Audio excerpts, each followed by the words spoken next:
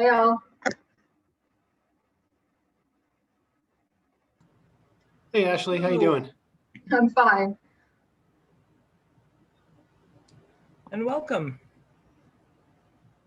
Yeah, it's good to meet folks.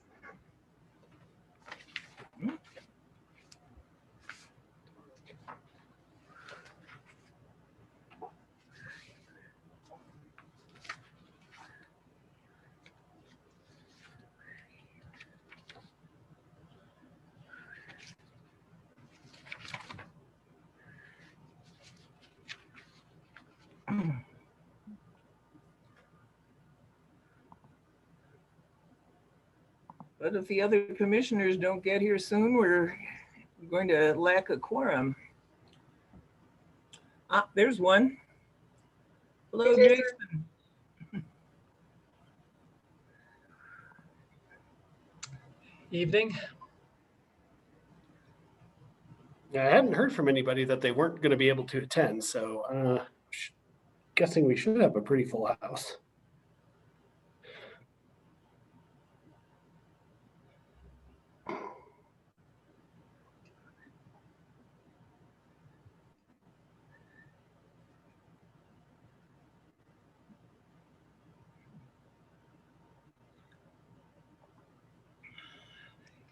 Thanks for joining us, Ashley.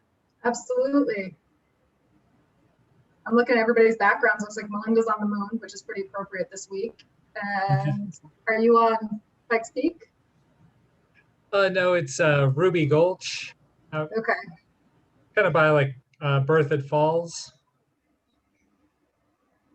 I was in my mind's eye, I'm seeing train tracks behind you, which just had to be the Cog Railway.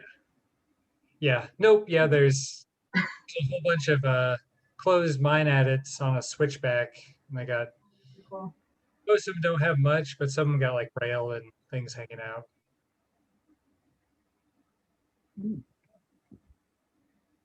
Well, my aged computer won't allow too many,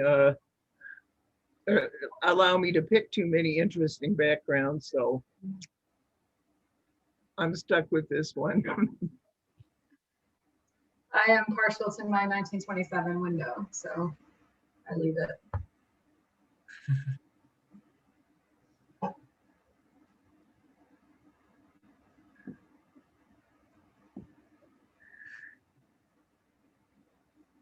It's a good hiking spot because it's not very many people go there. It's right next to a really busy one, so it's kind of like a hidden nook. Nice.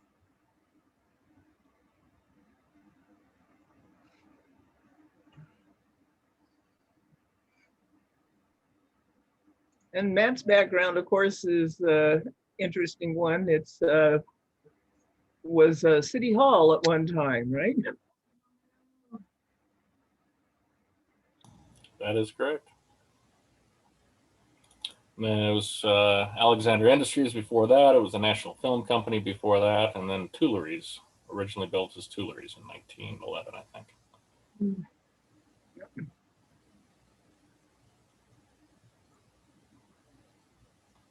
So I'm trying a new webcam here. Can you guys hear me okay? Yes. Good. No echo or anything like that? Nope, sounds good. Good.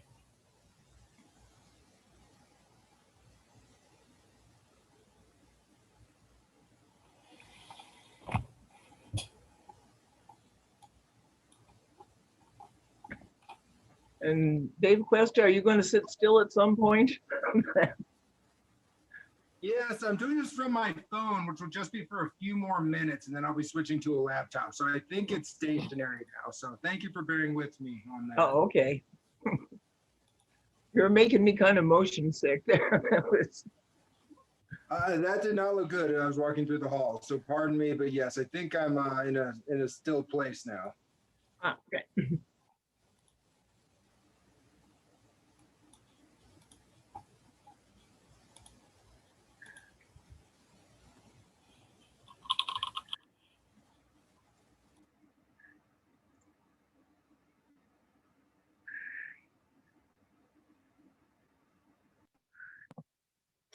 So we do have a quorum right now, so I think we should go ahead and call the meeting to order, and I can make note if any of the other members hop on. Okay, I can take roll call if you'd like. Yes, please. Thank you, Nancy. yes. Okay. Oh, and it's 6:33. Okay, member Culligan. I don't see CJ yet. Member Crabtree. Here. Member Cooper. Oh, I'll go back. We'll go back. I just saw our member Cullinan, CJ. Okay, member Cooper's not here yet. Member Parker. Member O'Brien. Here. Member Federici Here. and Chair Ellswick. Here. All right. We have 5 members present. A quorum is in the house. All right, let's proceed through the agenda. The first is to approve the minutes from the June 16th meeting. Does anyone have any edits or objections?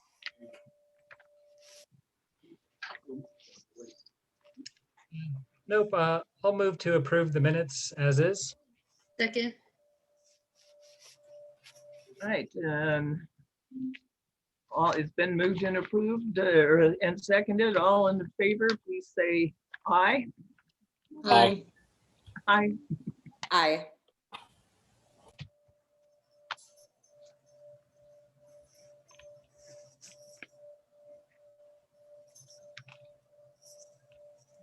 All right, and we don't have anyone I recognize as a public forum.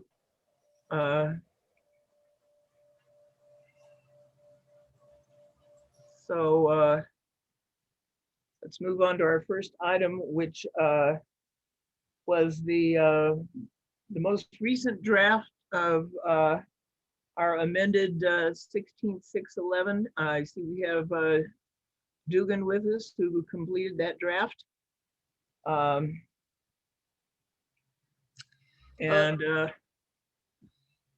Sorry, can I just ask a question? I want to kind of see people's thoughts of, since we have, our consultant here, Ashley Bushy from Pinion, if for their time, if people would be amendable, if I make a movement to move them to the first item on the agenda. I would agree. Um, We don't have to follow the agenda in its specific order. Okay, well, I move to amend the agenda to place the agenda item Historic Survey Working Session with Pinion Environmental as the first item on tonight's agenda. Second. There being no objections, we'll just do that. Did everyone I'm sorry, Chair. review? I'm the, sorry, Chair Ellswick. Could we please have a vote on that motion? All right, then. Thank you. All in favor of moving that item up in the agenda, please say aye. Aye. Aye. That's unanimous. Unanimous. And did everyone receive a copy of the draft survey and have a chance to read over it? Yes. All right. Ashley, would you like to say a few words about that? Real quick, can you Absolutely. put it on the screen too, when you're done, Ashley, I'm sorry. Yeah, absolutely. So I can go ahead and screen share over here. I know everyone's got a copy of this in front of them. And so I do have a PowerPoint as well, which Eric has a copy of. I don't know if we want to pull that up. We can buzz through that quickly. We don't have to dwell on it. In terms of public engagement, we've looked at a couple options. One of the things that we found pretty powerful for reaching folks is an online survey. We can also explore having paper copies at key locations like libraries for folks that would want to respond in paper more than an online option. We've talked about, go ahead. Excuse me, real quick. Is anyone else hearing Ashley's echo or is it just me? Uh-oh. No, it is rather echoey. It's hard for me to understand you, Ashley. I'm sorry. So if people would mute, if you're not speaking, if you would mute your microphone, sometimes that helps with the echo. Yeah, that's the only suggestion I have. Is that any better? Sounds like it to me. Okay, we'll go with that. I apologize, folks. I can see some of your faces and while we're screen sharing, so send up a flare if we need to pause. So one of the things that we found that is very good at reaching folks is having an online survey platform. Again, that can also be replicated in paper format for folks that are more comfortable responding in paper. We are looking at having a booth at the upcoming Celebrate Englewood and Englewood block parties in August and September. So that's another opportunity to get folks engaged. And we can use this survey via community outreach platforms, the website, Facebook, that kind of thing. We've also noted in past undertakings that the personal touch can't be understated, right? So if folks on this call forward the survey when we're set and ready with it to folks in your network, we're going to see the best response.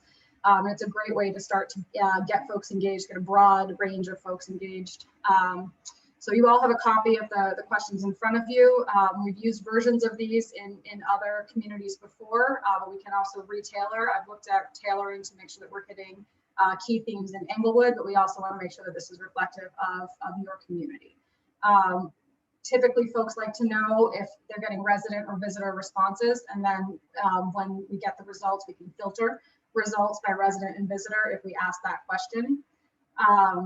I like to know what excites people about preservation. We give them an option to give us their concerns later on and get a sense of what people are interested in. The other comes up with a box so that you can't just say other and move on. You have to give a response.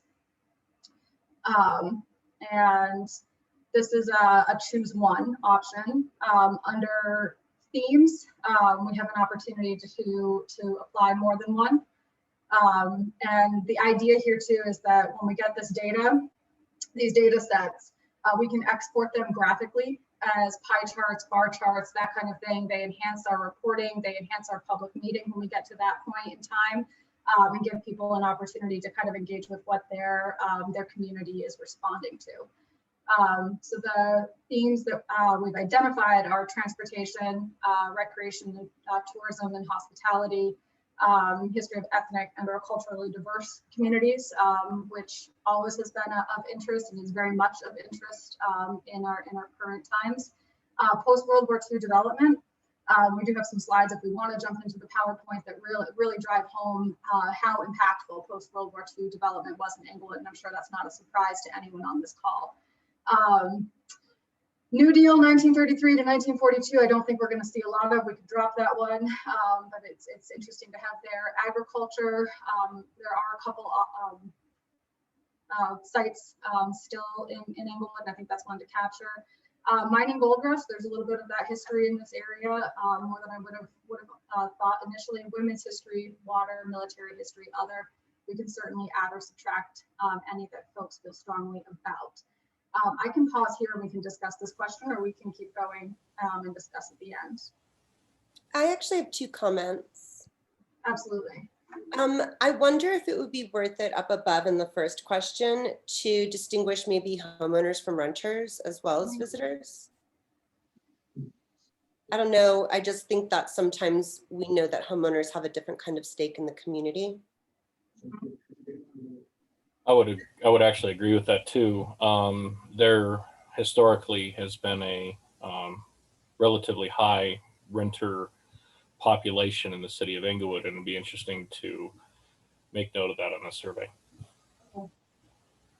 Also, in the themes section, I wonder if we could be more specific to Inglewood history. Like, I wonder if these themes are a little more broad and abstract for our community. Maybe knowing some existing themes like Alexander Industries, or like some things that are more commonly associated with our city, and maybe like crafting just a better collection of options for that section. And I would think of ironworks too. Very yeah, good. yeah, there's some very specific Inglewood things that we have.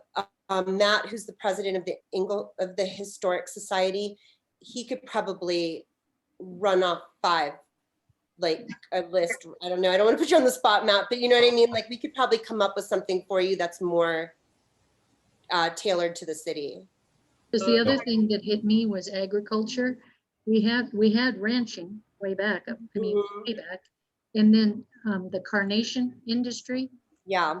And then the milk industry. That's why metal, whatever gold is down here. But those are the images that come to my mind.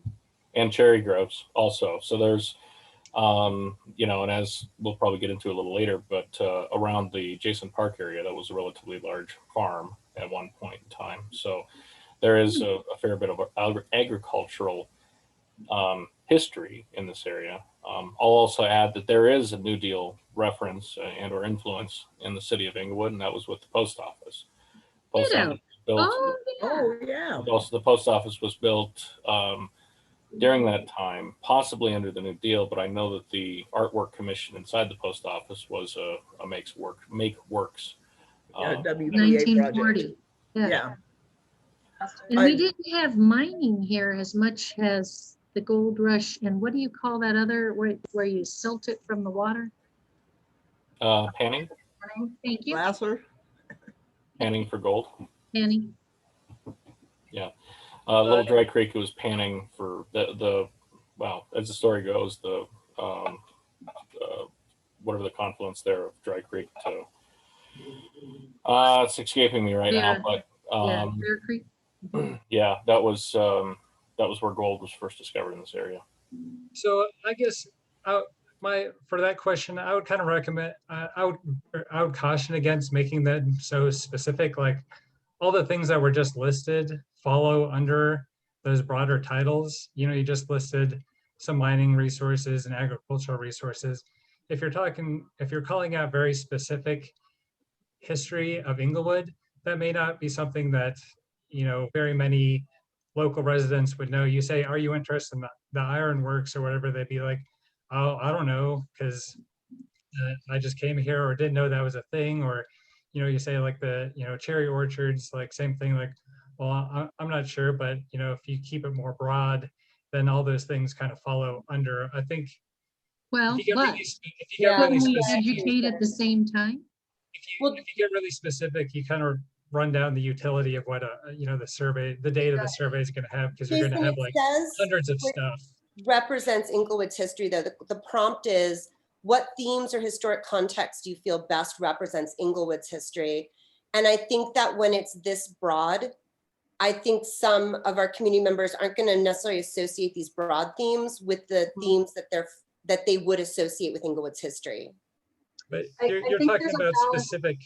You're between talking the about two. specific histories and not context or themes. That what's presented here are, you know, that's what themes are, you know, these broad kind of things. Again, I just know if you're asking people a list of 50 very specific resources that can be found in the city, that's not going to provide a very good data set. You're going to have like a giant pie chart with one of, you know, tiny slices. So I guess I would express concerns for expanding those to specific resources in the city. I'm suggesting we elaborate on them so that, like, under agricultural, we sort of customize it to what is more In specifically Inglewood. Inglewood's agriculture. Yeah, and then yeah, just so that, because I think it's too broad and not connected specifically to Inglewood's history. Well, think I think we can if I could I think we add can on balance it. historic context, Inglewood was incorporated in what, 1906? There's really nothing here 1903. referring to the early 20th century. Mhm. And myself, that's the context that I see a lot of my neighborhood in. And as our businesses developed, as the town grew, and that's really when it began. And so in a broad context, I think what's missing here is early 20th century. Or even downtown business or something like that. Yeah. Yeah. I think we need to add industry and business development. And then I think, that discussion of capturing themes versus giving folks enough prompts so they recognize how this connects. We have some examples, right, where we have parentheses that offer examples. So using agriculture as an example, we could take agriculture and in parentheses put carnations, ranching, cherry groves, dairy, right? So that those prompts are there for folks to connect. Oh, I wouldn't think of carnations as agriculture, like flower production as agriculture, and that would be a prompt. I agree. I think that would be helpful to give a little lift for the community members responding. Thank you. The other thing too was water. That idea of saying the Platte River. Do you think we should say Platte River? Well, we have the reservoir and the Platte River. I mean, Inglewood does have quite a sophisticated water policy. Yeah. We have a history surrounding a ditch. City ditch, correct? I don't know if that belongs in water or not. Well, I just want to ask the question: what is the objective of the question? What is the outcome of the information you're achieving here or asking here? A couple different things. I mean, one is initial public outreach, right? It's a conversation point for engaging folks in the overall planning process, and creating interest in further outreach, public meeting, that kind of thing, generating attendance, hopefully. It also gives us an opportunity to see what our range of residents are responding to. We'll still have, obviously, this HPC and professional oversight into what drives our themes, what drives the survey priorities that we're seeing. But it might surprise us to see that an overwhelming majority of public is more interested in, let's say, agriculture than recreation and development, that kind of thing. Right? So it might sway us one way or the other in terms of developing our priorities. Okay. Yeah, it's hard for me to pick recreation and tourism or Inglewood. Yeah. Women, military history, that to me is Sheridan and Logan. Well, you've got the ironworks, which did a lot of work during World War II and World War I for castings and stuff like that. See, I would think that would be kind of your industrial. Yeah. I personally, I look at this. Sorry, I don't want to interrupt you, CJ. If you're in the thought there. I mean, I know a fair bit of history, not all of it. Doug would obviously be able to run circles around me with the history, but I can't put my finger on it, but I would struggle filling this part of it out. I don't know what it is with this. I don't know. It seems very broad and nondescript, but then as we were talking, we're like, oh, well, we put in parentheses at the end of certain things that maybe will help. But I mean, when I think of Inglewood's history, I think of, firsts in innovation with aircrafts and, automotive, and design and engineering and rebellion against Denver, individuality and kind of uniqueness and community and architecture and things like that are the things that come to mind for me personally with Inglewood that I could associate and reference to. But I mean, if this was...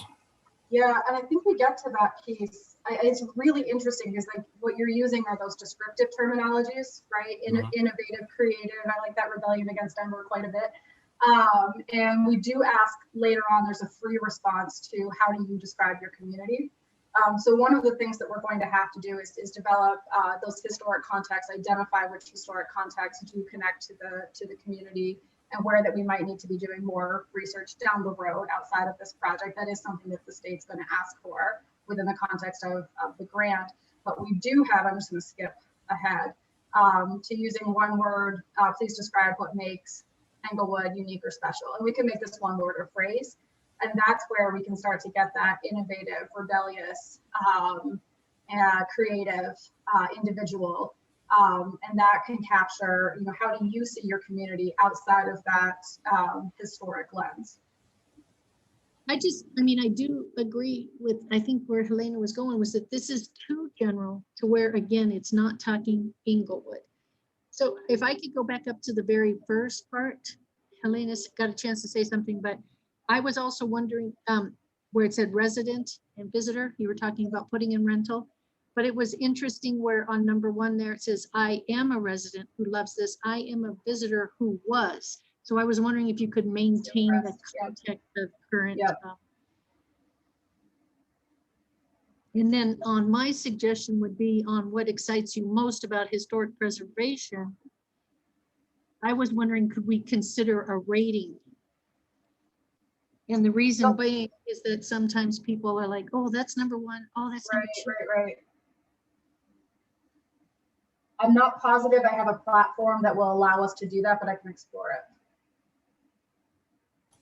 And this may be a question for Jason also, but how many of these questions are standardized based upon some framework that's nationwide? Yeah, I don't think there's any kind of nationwide framework, you know, just kind of, you know, general themes of history that, you know, perhaps you find like as areas of significance or things like that. And I guess in a formal sense, but yeah, there's nothing like kind of standardized. This is what they've been kind of doing in other communities. Okay. We also have that film, we have a history with film too. I wonder if an approach to this question might be figuring out 5 hallmark eras of Englewood and then having the other category. And maybe, yeah, I'm wondering if that's one way to go, because I think Englewood has a core set of reoccurring themes. And I think if those are kind of the options, or if the options that are there reflect those sort of core themes that keep coming up, I think that would be the interesting survey question. And then we have the other section for all the outliers. I don't know if we need this many options because I think they can put, if there's something outlier, they can put it in the other. Are you talking about themes? Are you in that section? I'm talking about the themes, and back to the themes, the historic context. I think there's like some hallmark eras of Englewood. Like there is like the agriculture is a big one. And we've explored that. There is the downtown area with the streetcar. I would almost roll that together, like the downtown boom in the 40s with the streetcar. That's like one kind of era. There's the Alexander Industries contributions to the city, which include aerospace and film industry and innovation and engineering. And I feel like that's kind of an era. And I wonder if we could like maybe figure out what 5 of these are, and then just have another section to really guide the participant to what they're likely to be familiar with, and then give them an option for the outlier. I'll kind of second with what you said there, that I think this could be an opportunity, and I know we don't want to get very, very specific. I understand that was one of the comments made, but it could be an opportunity to be, you know, when you're saying themes or historic contexts, we can be slightly more descriptive, but then also offer the opportunity for the person reading this and going, aviation. That was something in Inglewood, because not everybody knows that. See, I think the suggestion would be good. Yeah. Yeah, and or things that highlight, and there is a woman's history here. We can leave that in, and maybe the gold rush and mining. Absolutely, there's some of these we could probably leave in, but I personally like to see some added that are specific to our history, that are questions of similar context, that are themes or generalized, but apply very specific to some of the important things that happen in our city. So I'm thinking industrial should be added. The idea of post-World War II development, is that the suburbia that Inglewood was definitely shooting for in the 50s and 60s? And there's the expansion south was predominantly that occurred in the 40s and 50s. What about settlement, the origins of the city? Sure, The absolutely. earliest settlement, Settlement's a good one. That Scarrett and the Exactly. original land plots. Yeah, exactly. Well, what is the deadline on this and how do we support this section? I would say the deadline is before the first community event in August. So we can retool this. And from what I'm hearing in the notes that I'm making, I'm seeing this question retooled to agriculture with some prompts, downtown development and streetcar lines, and industries inclusive of Alexander Industries, women's history. Say that again, I'm sorry. Iron Works. Yeah, so I think those are prompts. So Ironworks, Alexander Industries, those would be prompts under industry, as examples that folks might be familiar with, or give them. I really like that idea of aerospace. That was something connected to Inglewood. I like that gives folks a little bit of an information through this. We said keep women's history. I would say that we probably want to keep history of ethnic or culturally diverse communities. Yeah. Okay. And on the topic of women's history, I think as the story goes, the city was founded by a group of women concerned with what was occurring in this area in 1903. I mean, come on. You learn something new every day. Was the recreation and tourism hospitality, was that leaning toward the Tuileries? Because that's the only thing I can think. There were a number of hotels and early tourist courts. They've been demolished, the ones that I'm familiar with. So that may have been a historic theme that doesn't have a lot of extent. I'm clueless of that. Are you talking about the idea of the hotels being along Broadway to get you from Denver to Colorado Springs? Yeah, the ones I was familiar with from former survey work were along Santa Fe, and they have been demolished. So they aren't extant anymore. So it is a historic theme, but there wouldn't necessarily be anything, at least that I'm familiar with today, that would represent that history. No, I'm just, that's not recreation and tourism. That's really just people getting from one place to another, and they needed a place to stay. Yeah, and that's the auto tourism from the 1920s, 1930s, huge historic theme. And so folks were really out to see the country in this new novelty of the automobile, and we had a tourism industry that kind of came up around that.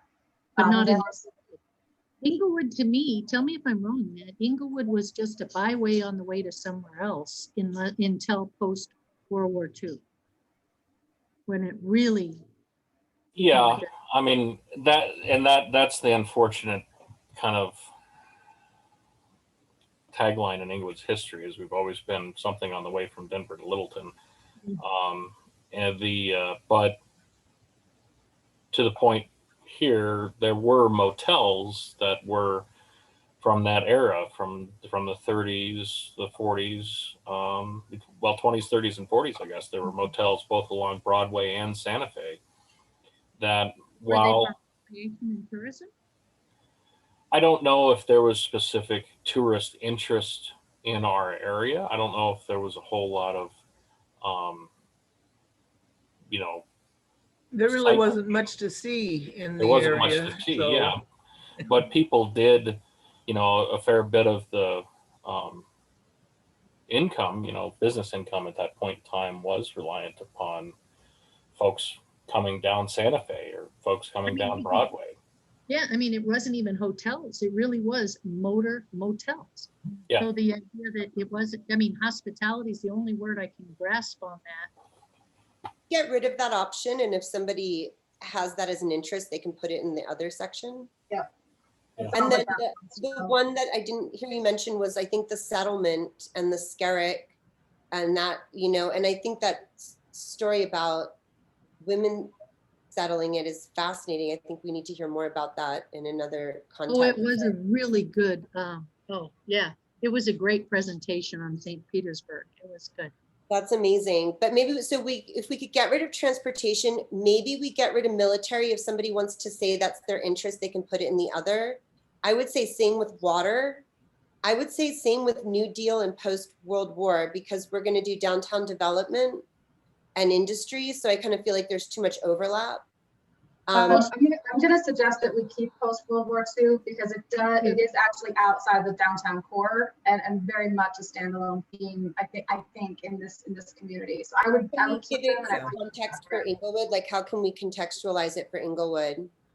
Well, and everybody that lives in Arapahoe Acres is would probably check that. So yeah, I mean, I would say the building in Inglewood was 50s to 70s. That's when we got hit. Big explosion. Well, we haven't even mentioned Cinderella City.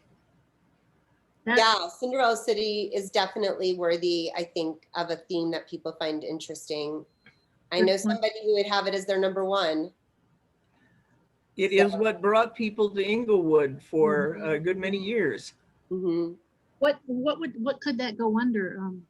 Community business, or what would be a context for that? Well, for many people, you know, obviously when Cinderella City was built, it was the largest mall west of the Mississippi, right? And that was, in a basic term, you could say that that'd be retail or business, but in a more complex term, in many cases, Cinderella City was a destination for people. That's a great theme, though, retail business, because that could include downtown / Cinderella City. Because in all reality, our downtown changed. We had downtown over by where the police department is. And then what we all consider downtown, South Broadway. But yeah, oh, that's good, retail. I don't know if that's what you like. Well, and downtown prospered during the Cinderella City era too. So to some I degree, guess yeah. mainly because it's the longest one that I have the history of ethnic or culturally diverse communities. We were not. I met a guy, he was Mexican, and he grew up in high school with Doug, and he ended up being a teacher at Metro. The discrimination against him was intense. Like, I was like, I want to hear your story, you know? So that one almost it may be an uncomfortable history, but it is typically a part that's of what I said. I want to hear the story. Yeah. But I'm just saying that idea of having it like number 3. I just don't see us having any. well, yeah, because we really never have been ethnically or culturally diverse, maybe, but ethnically diverse or. Well, we had the Asian. What were they? Japanese? Is that right, Matt? Yeah. That worked at a farm or a ranch. But I mean, for us to know that family, do you know what I mean? Like, oh, we're so diverse. Yeah, we know this one family. I would suggest we leave that one. It may be something that comes up very low as something that folks are associating. It may surprise us. We also are working off of a state grant, and this is one of their top priorities for this year. So I would suggest that we leave that one in. And again, it may bring up some things that are uncomfortable. But I think we've got a really good suite, and I think we've got a very good balance of broad themes with really concrete examples that folks are going to connect to the city. So again, if I just pare it back, the ones I'm getting are agriculture, downtown development with streetcars, industrial development, women's history, as well as ethnic history, it looks like we're going to keep Gold Rush, post-World War II development, original settlement, and retail business. So those Well, are but the The ones that I've retail got. business could go in with the downtown We slash could lump that Cinderella. one. Yeah, we could lump that one. So I've got that kind of as a question mark to lump that together. And I may just alphabetize these so it doesn't look as though they have been prioritized in any particular way. What about for Cinderella City too? Am I right? Did Josh refer to it as Inglewood's golden era? Is that a thing? Well, it definitely brought a lot of money to Inglewood. There were two times just prior to the development of the Cinderella City, the Inglewood had what was called the Golden Mile, which was the most profitable retail mile of businesses in the state of Colorado, and that was the 30, basically call it the, you know, whatever it is, the area half a mile from half a mile south from 3400 block and half a mile north from 3400 block. Basically, that core area of the city was called the Golden Mile, and then and that was likely the reason that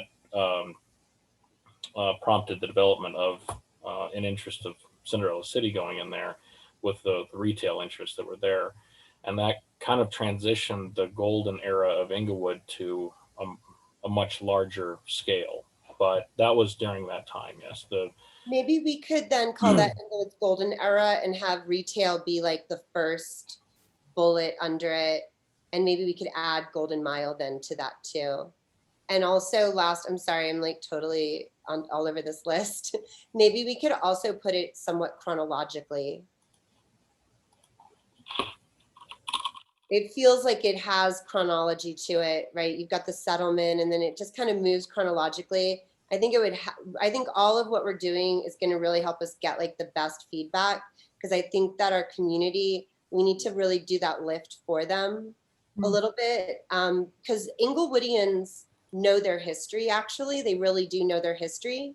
But like Matt said, looking at that list, it's not for everybody like a 1-for-1. Like it's not easy to take that list. So I think if we just do what you outlined, but put it chronologically, I think that'll be perfect. I think people would really recognize that and know where they fall.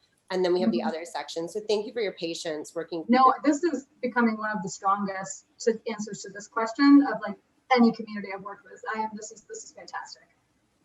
Thank you very much for your insight. We might have the same kind of discussion on the next one, which is what kind of site texts do you think are important to preserve in Englewood?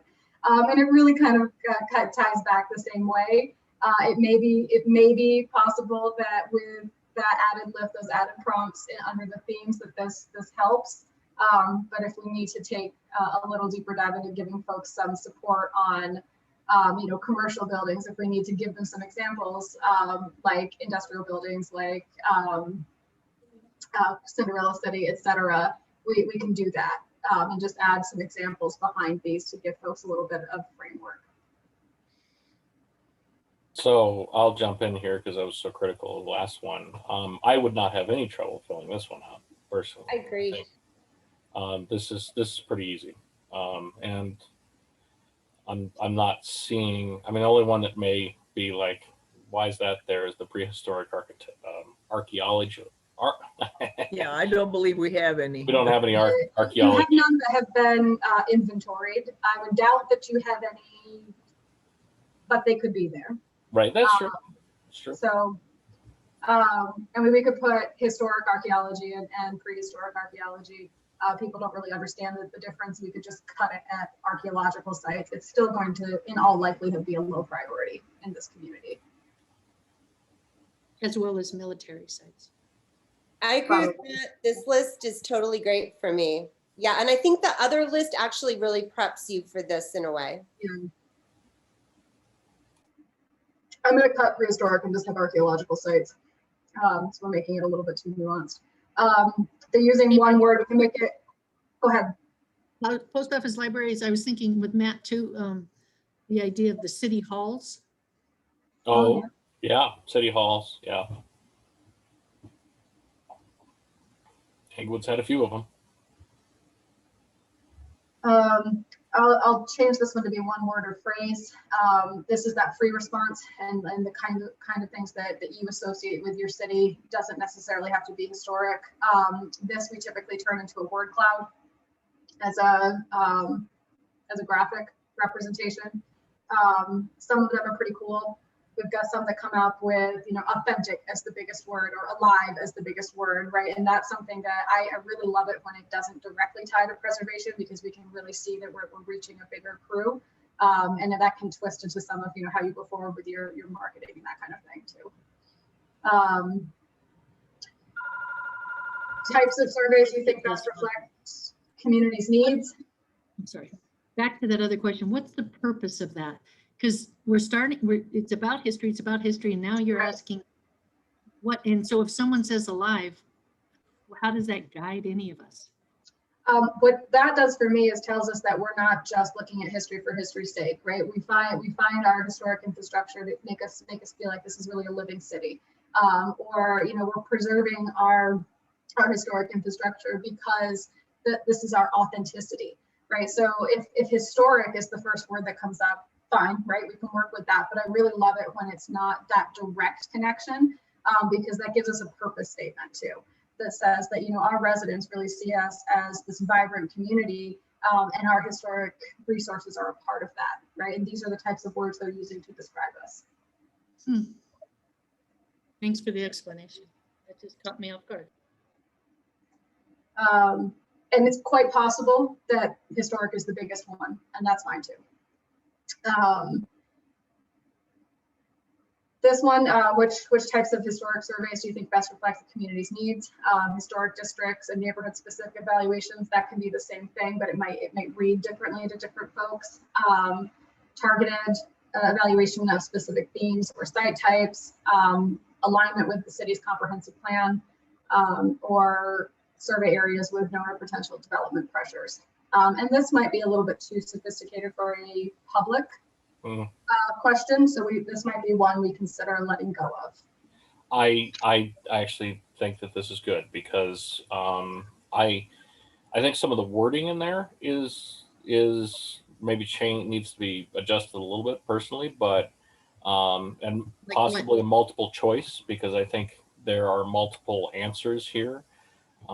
Survey areas with known or potential development pressures. I think that is the biggest issue that is facing Inglewood, is the change in development and The neighborhood, it changes the neighborhood, right? changes of neighborhood.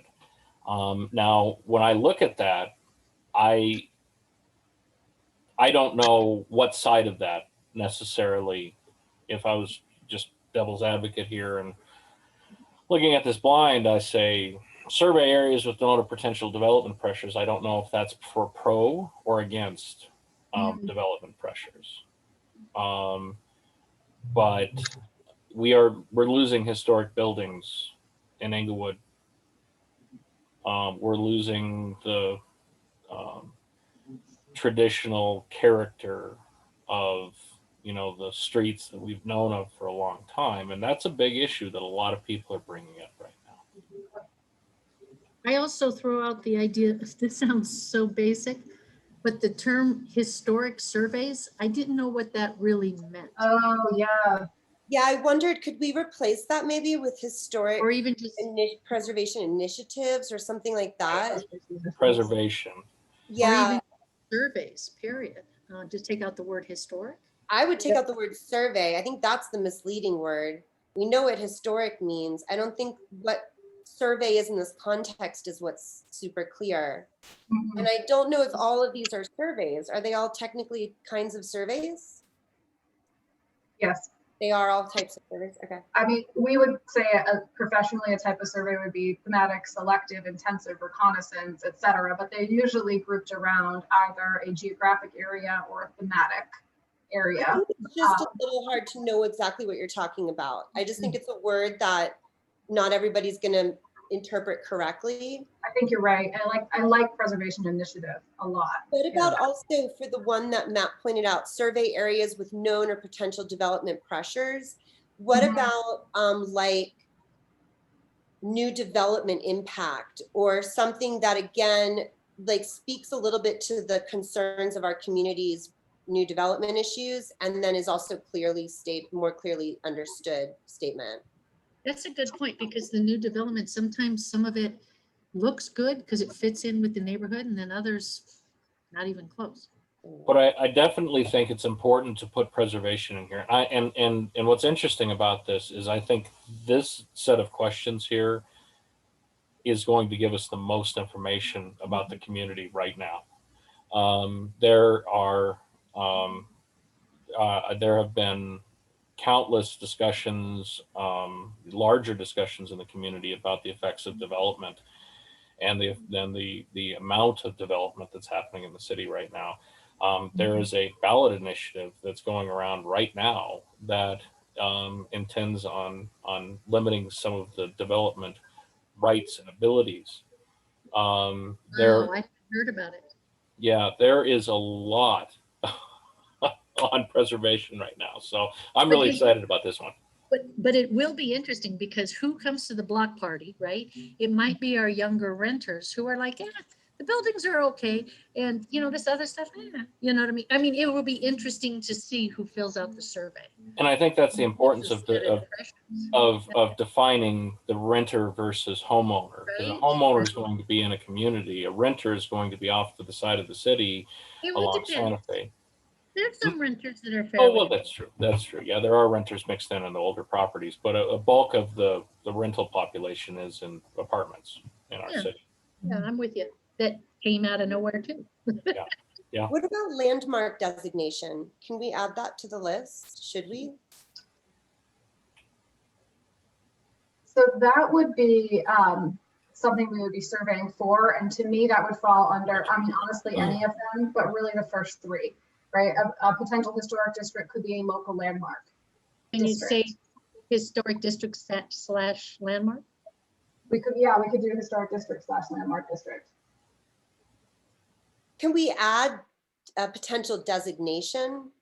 That's the thing. I'm not sure. Like, I agree with Matt 100%. I think this could be hugely informative, but I'm not doing a good job reading it. Like, I didn't see landmarks could have been targeted evaluation of specific themes or site types.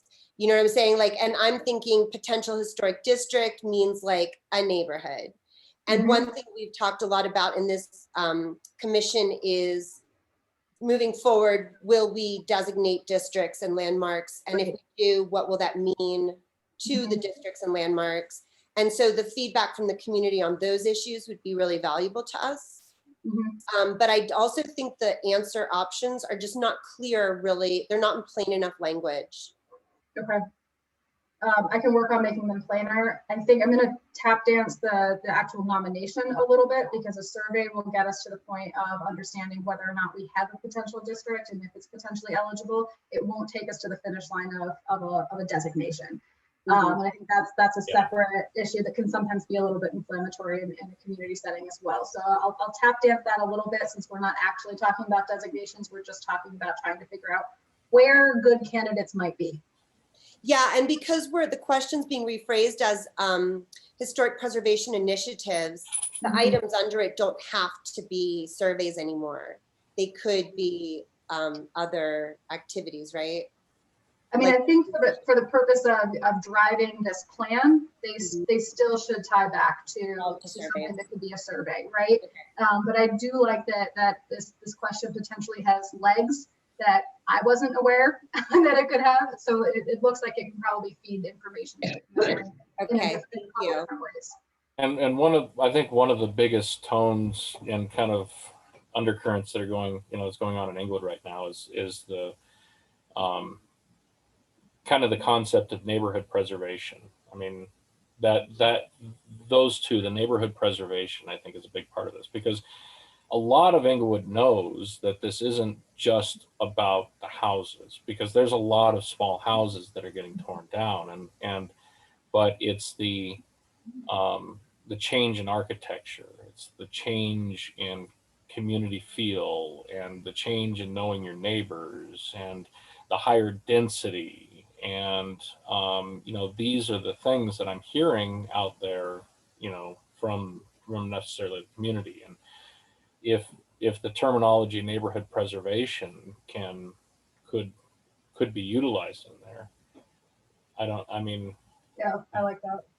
It was interesting because when you said site types right away, I thought of our craftsmen that we're losing left and right. That was the thing that came up, but I don't know if that would come up for someone that's not a history buff person. Yeah. yeah, and not everybody is a history buff when it comes to the houses, and but there is a unique character, a diversity in Englewood. There's a community and a knowing, running into the same people and knowing the people on your block, and it's been Englewood's kind of been referred to as the small town in a huge city. And I think what's frightening people the most about the amount of development that's coming in is that is changing quickly, and we're becoming a Highlands Ranch. I think that kind of flows us into the next one, which is an open response that allows people to have, I think we have 250 characters on this one, so they can't write us an entire novel. But it has an opportunity to talk a little bit about what they personally hope, or if they have any personal concerns, because that can be a reality as well. So a little bit of free response, so we can see what folks are coming up with. That direction. I think, Matt, that's something we might hear a lot of. Sounds like that's a pretty critical issue. The last one is what landmark most represents the history. So again, a free response so that folks can tell us. And I purposely leave the word historic out of it, only because for some folks, historic has to mean 1900 or 1920 or 1850, right? Everyone has their own personal I'm sure to Jason and I, it's now 1976, right? Since that's the moving target with our 50-year threshold and sometimes the buffer on that 45. But for some folks, I think I just want to see what they're coming up with as a landmark without that parameter. That ties to whatever preconceived notion each individual has about what's historic. Now, is there another word instead of landmark? Because for some people, they're like, oh, well, you don't have any landmarks yet in Englewood, whatever. We could do site, but that gets a little bit more broad. We could use this. Go ahead. Could we add like districts or neighborhoods or landmarks? We add a little bit to it, because I think the community might be more inclined to identify an area, some members, more than like a specific landmark. I like that. And it gives them a little freedom to. And I have a question about the one-word answer. What if somebody were to enter 2 words into there? What would happen? Would the space disappear? It should work. Okay. It should work. But I think we may just have to say word or phrase. Yeah, So she that said helps. phrase. Yeah, I'll just have to add that. Okay. Thank you again. Absolutely. So I like that. And then this gives us an opportunity too. So if they've got a photograph of their favorite landmark, we could do landmark, neighborhood, or district. They can upload it. This is an optional one, so it's not something you have to do. But if you've got something on your phone, you can upload that. And that gives us some cool visuals that we can use. That's the purpose there. I thought this was such a neat idea. I was thinking, God, there's so many different ways we could use these pictures. Do we have to ask for permission to be able to use? That's one I saw. I usually put in a disclaimer. That's what I mean. Yeah, that these may be used. So I will add that too.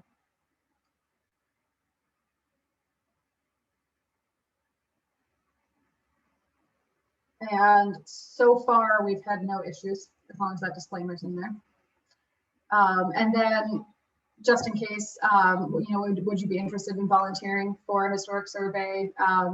Again, optional. So if folks want to be a volunteer, they can provide their name and email.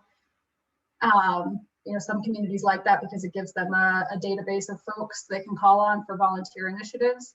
And if that's of interest to you folks, we'll definitely leave that in. This would be cool to include with Historic Preservation Society events, so that'd be cool. But the idea that anyone could use this information or no? So this would create, the survey responses will go into an Excel table. So we would provide this information to the city. So if folks gave their name and email as a contact and said, I would like to be a volunteer for surveys or whatever, these are folks we can contact and say, we're having a public meeting coming up, or maybe in a couple of years, you're doing a targeted survey and using volunteers for that. These are folks that you can touch base with for that kind of thing. Because I was even thinking if they could use it to recruit for commissioners, for historic Absolutely. commissioners. Yeah. But I was Yep. wondering, could the Historic Society use it? I mean, with your permission, probably, but I think that gets you into that concept of sharing information, which can get sensitive too. I agree on that. It would be kind of neat to have below, I am interested in historic preservation. I am interested in being more involved. I'm interested in something, along those lines below this so that we can categorize. Please contact me, basically. Okay. Yeah, I was actually going to suggest that, but I think it should be above and the volunteer option should be below, because I think more people would be inclined to want not just what you were saying, Matt, but actually to want to be updated on the results of the survey. So they just went through the survey. You're going to make this word cloud. You're going to do stuff with the images. I think that by this point, people are invested in the survey. So I think the really prompt to get the contacts is, do you want to be updated with the results of the survey? And then maybe have under it the option for volunteering and some of the things Matt said. Because my thing is, when I saw volunteer, I was like, oh, cool. What's happening? When's it happening and what time? I thought, I don't have the time. That's what I thought.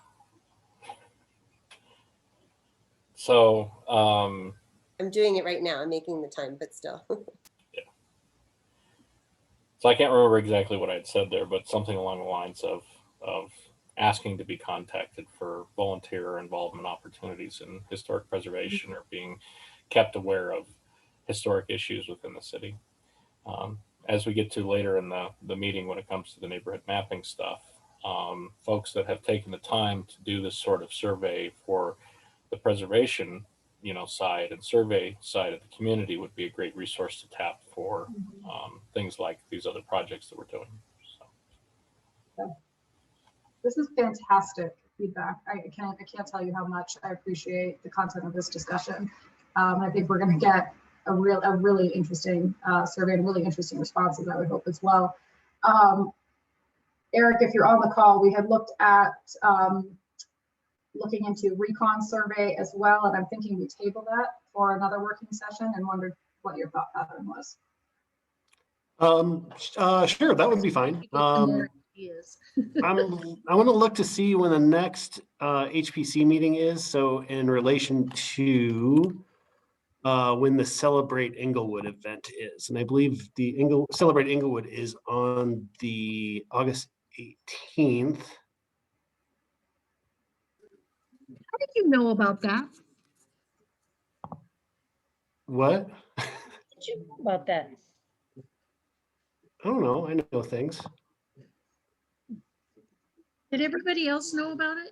Oh, I think it's August 21st, but I need to double check on that. So we would have a meeting on August 18th prior to that. So that might be a good opportunity for Ashley to share that PowerPoint at that time. I think that works out well with our timing as well. And I can get you an updated copy of this survey. I think we're fine if it doesn't go live until after the next meeting, because we have those two opportunities to engage the public, and we can have it live for a few months. So I think we're totally fine on timeline. All right. As a quick point of order here, are we going to go through the slide deck that was provided, the PowerPoint presentation, or is that for another meeting? I think if we do that, we will take the rest of your meeting. So I'm thinking we should probably table that for another working session. So yeah, if somebody would want to make a motion to table that portion of Is this. there a way it could be sent out to us so we can see it? It's On our in website? it's in the last part of the agenda, right after the changes to Title 16. On the agenda, it's page number 13 and on down. I don't want to spark a conversation on this, but reading through it, it appears that the encoding of however this was converted into PDF, there was something wrong with the text and encoding of this into our agenda. So I don't know if that's like page 15 of that. I mean, there's some garbled text that's present in that slide deck. So I don't know if that's related to just how it was encoded into the PDF, or if it was something that. Well, that's my guess as to what happened. There was just like an encoding issue because when everything looked fine on my end. Okay.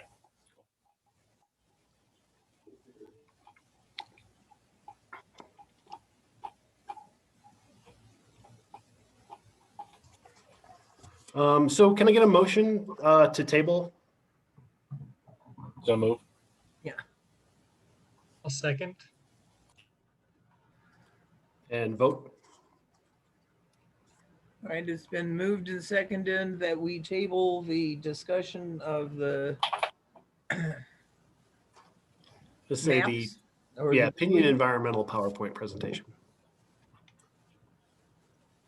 Excuse me? Are we voting? Aye. Aye. Very well.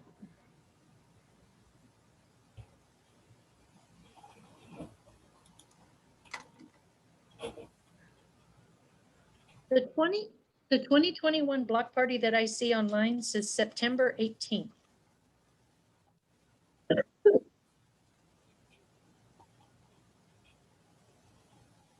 Yes, and that is the right date for the block party.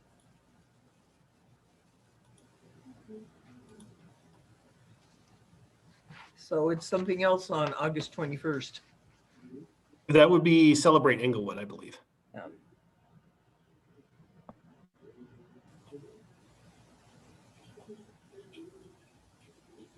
And we're not having the concerts at City Center this year. I know, I went there. What happened? It was just stopped? It's kind of a, people don't want to congregate in too small a space, even when it's outdoors, I guess, so. Because that gal, what's her name, Matt, that came to the society asking to sell beer? Tony? Yeah. She's the what is she? These community. She made it sound like it was moving forward. Could we move to the next portion so we can let Ashley go and Sorry. things like that? Oh, I thought she was done. My fault. Yeah. All right, thanks, Ashley. Thanks all. Great discussion. Really appreciate it. Thank you. Thank you, Jason. Yeah, our next section is actually the amendments to 16611, the latest iteration. Now, I forwarded this to Jason early, before the rest of you saw it even, since he was instrumental in at least one of the drafts. And so I hope everybody's taken the time to read through this. I didn't see anything I particularly hated about it, although I really would like to see a accept all changes version of the thing without all of the red lines and strikeouts and everything, to see what the current final draft looks like. If you go under the review tab, you can click, there's tracking, and you can do no markup, and it'll show all that stuff without all the markups. I should have tried that. Because it does get confusing.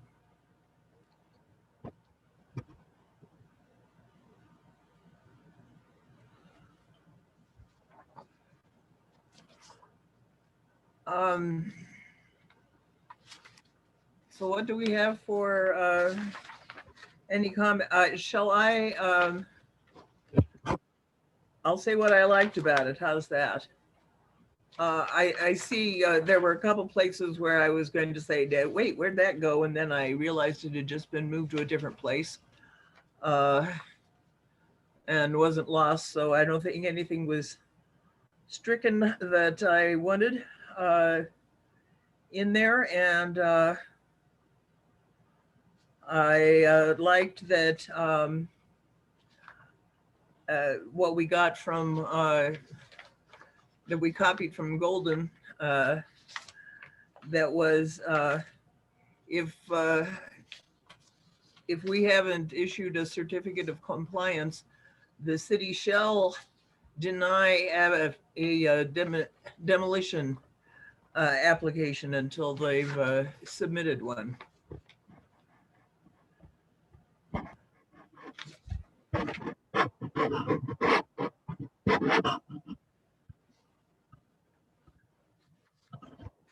And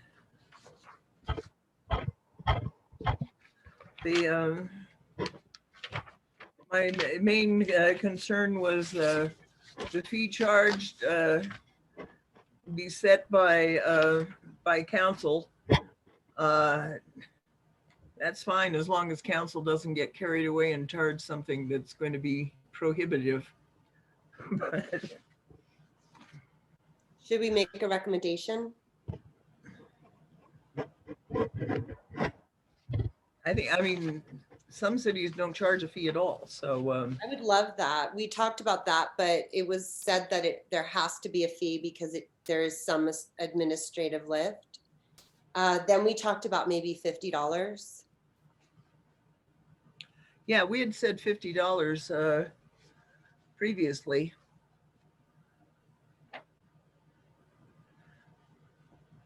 We haven't actually processed any applications so far, so we don't really know how much administrative time it will take. They did a couple practice ones, but that was all.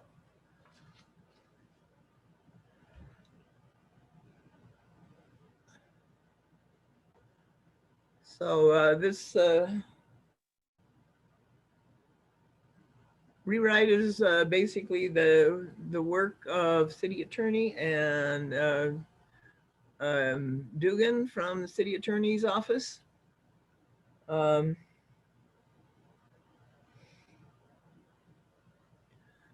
And who has read it and has comments other than Jason? Or Jason, what are your comments?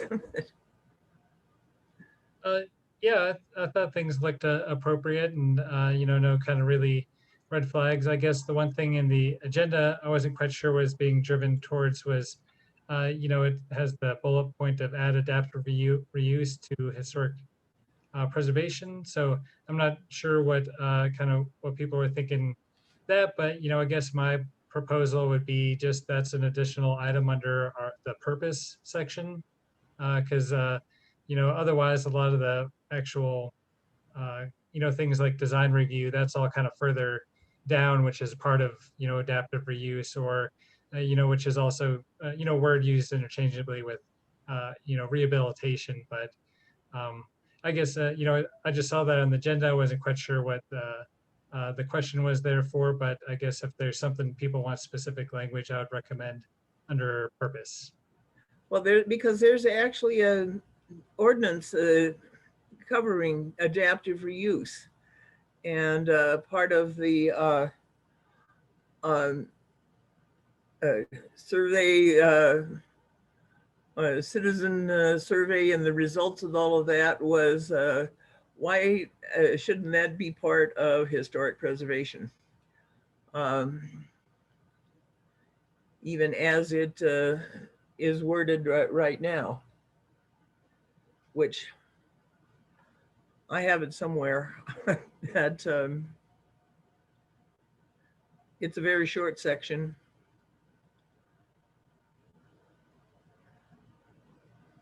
And I can see if I can find it. But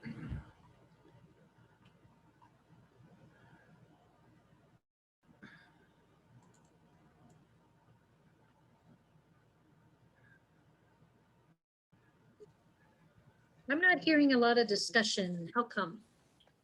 I was just getting my points out here. I actually do have some comments, but I didn't want to interrupt Melinda.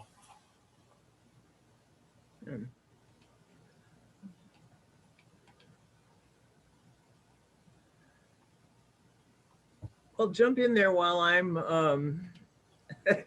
Okay. while I'm Um, looking. May need to lean on Councilmember Cuesta for this one. Do we feel that we have addressed the concerns that council that brought up at the joint meeting that we had with them? You're muted.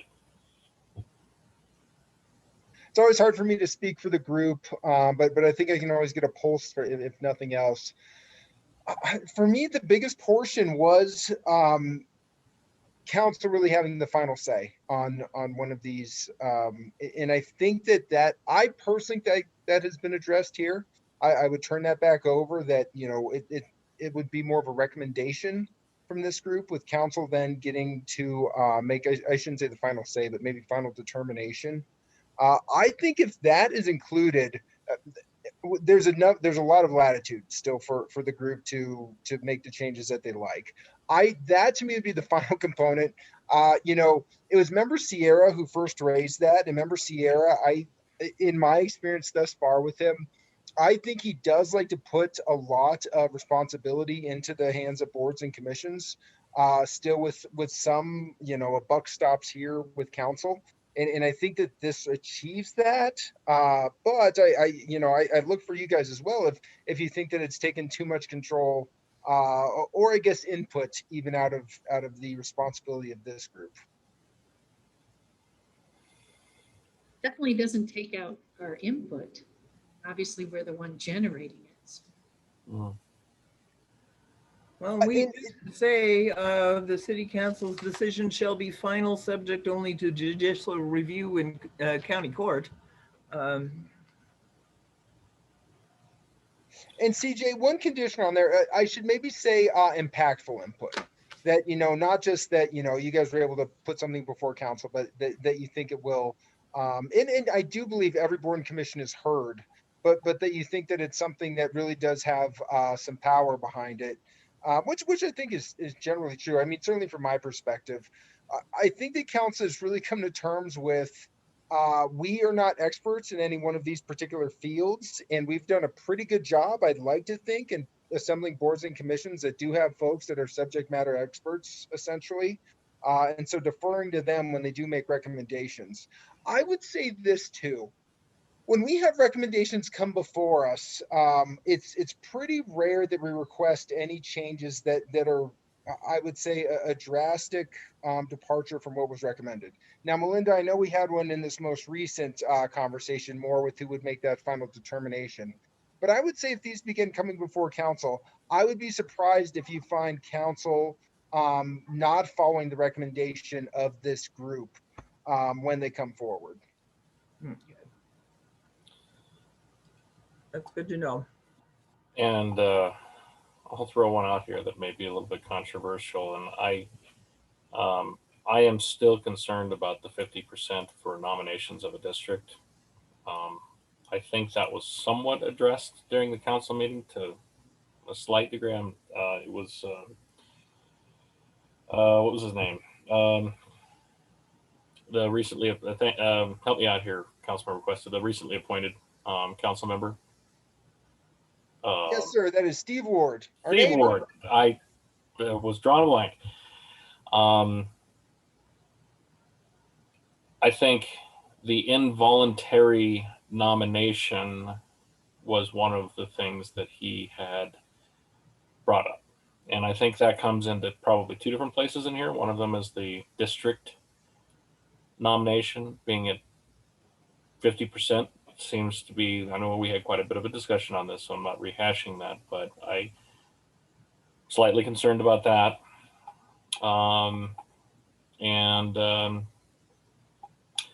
Specifically further down here, under the same thing, under criteria, this would be on section 2, application and of the non-property owner. Let's see, where was that here? By the non-property owner. Of course, I just lost it in here.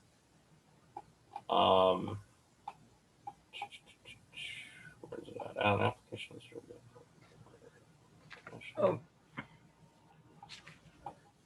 I cannot find that now. Well, it's in B1 and D, that the nomination by a non-owner of the property, in which case the applicant must be a resident or owner, a property owner in the city, or have a place of business in the city. Or less than all the owners in a district, then the city and at least one member of the commission shall contact the owner in writing. And so it isn't like we're surprising somebody with. Well, it was interesting because Diane Ray Tomaso, when she did the Key Bank, Jason, maybe you could tell me otherwise. I mean, she took the ball and ran with that one. Mhm. And then I don't know where she got involved with them, but it was one of those things that it kind of came in later or something. And Yeah, I always thought that was really interesting. the bank was not aware of it when the process started. That's the story that I heard. Well, But while a resident of the city, she did not own the building, obviously. Yeah, there it is, by non-owner. I would throw out just my individual concern at the 50% mark for district. I still am concerned with that. I think but that would be a majority, I guess, and I would like to see personally more of a super majority, but we have had this discussion, so I wish not to rehash old news, but I would prefer a super majority on that, so the 75% mark. Because I was thinking 60. I'd go 60. I think setting at 50%, I think just opens a lot of opportunities for issue. I don't know what the right number would be necessarily, but I think we had it at 51 at one point. Yeah, I think on the size of the district also. I think Arapahoe Acres is going to be the best example and the best use of that.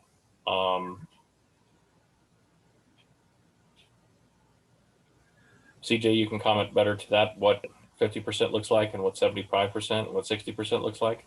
Oh my God, for the last 10 years, we've tried to get, a type of some sort of community support for the history. We could not get more than 30 names on a list out of 124 houses. And we're a distinct district. Sure. Well, and Arapahoe Acres is already a state designated. But we're not city, and so we have. No, but one of our other things here is if it's already a state or national, Sure. Then it's automatically assumed to be city. I guess what I'm saying is I'm just saying if you get a big enough neighborhood, I mean, 124, Yeah. I don't know, is that big or not? But it looked like that overlay project was what, 7 or 8 houses? Is that right? The historic preservation overlay on Grant, is that the one you're referring to? Yeah. But that idea, Maybe a dozen the houses. smaller the numbers, of course you want more buy-in. The bigger the numbers. I don't know. Yeah. Matt, I'll chime in on that one real quick, if I may. And I'm glad you raised that one too, because you're right. Member Ward did bring that up. I would see him bringing it up again. Could it even still make it through? It could with a 50. It's interesting that, call it 50, 60, 65, 75. and to your point, CJ, is 75 possible? 75% possible? I mean, almost on any issue in the city, I wonder. It's a pretty high threshold. I Yeah. mean, myself as a council member, I wouldn't mind including 75, because if you can get 75% of any particular district, neighborhood, whatever, to rally around one particular issue, let them have it. You know, I personally say the same. It probably, I could do 51 or 60. I'm personally not uncomfortable with the majority vote. But I think even 60, that's a high barrier to get, you know, a 60% of voters to agree on anything. So I could see that issue coming up again. The debate would probably be on the number that gets attached to it. But boy, 75.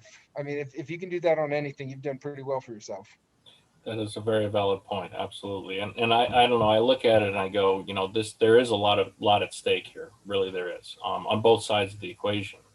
From a preservation standpoint, there's a tremendous amount, you know, at stake for development coming in. And this may be used as a tool in the future to prevent a large developer from coming in and taking entire block, for instance. Then again, on the other side of it, there's a lot at stake for the property owners involved. And if you are one of the naysayers and you don't want to be historically designated and you want to have the ability to do things with your property, I could see that coming up as a challenge on that. And I'm just playing devil's advocate. I'm not putting myself in either camp with the way that I'm looking at that, but my inclination would be, it might be easier, it might be better if we raise that threshold just a little bit. Easier to pass for the community. There's a lot at stake on both sides, and I think a 60% mark would be achievable on both sides. My personal opinion. I think our neighborhood definitely, we could probably get 60%. Everybody that doesn't live in one of the post-Soviet boxes. That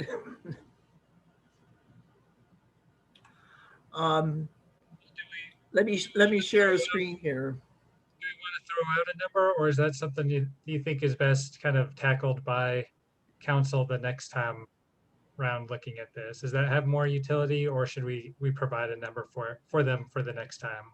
I think we should provide a number. Gives them a base that might be more. And are we saying discussion. 60%? That's what I thought. I vote 60.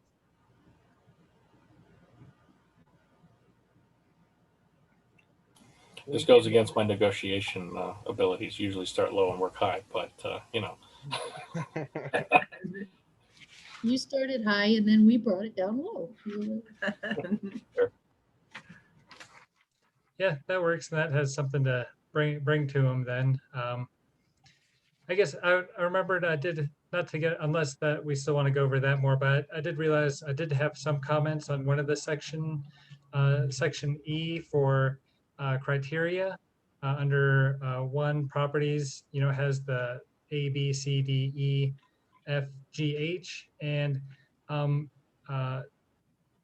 it's kind of problematic having the F, G, H added into that area, because those are tied to the criteria are tied to what's in the nomination form. And those are the criteria for which properties are kind of evaluated against. So they're kind of broad, like, well, do you represent a historic context? Are you associated with an important person? Represent a specific type of, you know, architecture, or, you know, we have stuff. And so I think that F, G, H are things that have to be in there, but I don't think they should follow under those other ones, because they're more like guidance and additional ways that we, like the physical integrity, that's how we internally review kind of these properties. So I don't know if Dugan or Sean have kind of ideas on that. Again, I think those inclusions are important to have because they provide outlines for both us and property owners submitting this, but those are kind of aspects separate from the A, B, C, D, and E criteria of evaluating historic properties. Well, it's Dugan. Where would you suggest we put those? Just out of curiosity. Because I think it's important to have that language in there so that people are clear on what is expected in the criteria. Oh, no, I absolutely agree. They should be in there. I don't know if there's a way to tier it out differently just in that criteria section, just because, again, those Making them a subsection of, say, E or something of that nature. We're working in that way. yeah, something like that, just because, again, like the first 1, 2, 3, the first 5 are kind of very specific to, again, kind of how people work with the form and how they argue the property is significant. And then those things that you added, again, they absolutely need to be in there. But those are kind of, how we kind of review these properties. So again, like you said, integrity absolutely needs to be in there, but and discuss. But those first 5 are kind of more like, they're like check boxes on the form and things like that. So you're 100% the right in there, because again, guidance for us and future commissioners and the public. But if there's a way to break them out away from those first 5. I can look at that. Thank you. And I don't think I described very well, but just kind of, again, the essential format is kind of both how other cities do the local landmarking, as well as the structures basically from national and state register nominations, and those parts are just kind of a little different when people are working with the forms. But I think, again, they need to be there, but yeah, if there's a way to just kind of finagle kind of how they stand out. Okay. Yeah, thank you. Mm-hmm. Let me show you.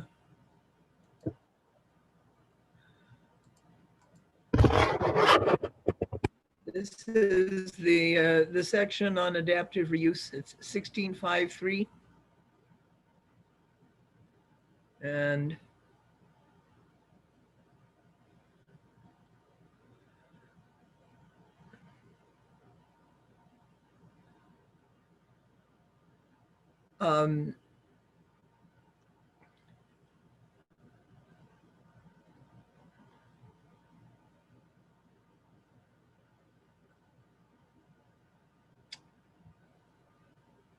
and it, like say, it refers to the commission without saying which commission, but I believe they mean us.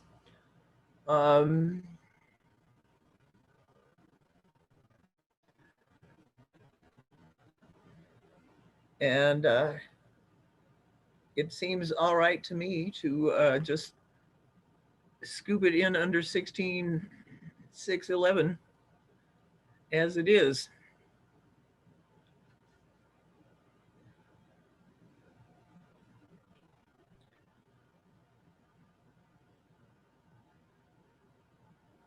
You know, what's interesting with adaptive reuse, even what I see in Denver, is so much goes on in the back.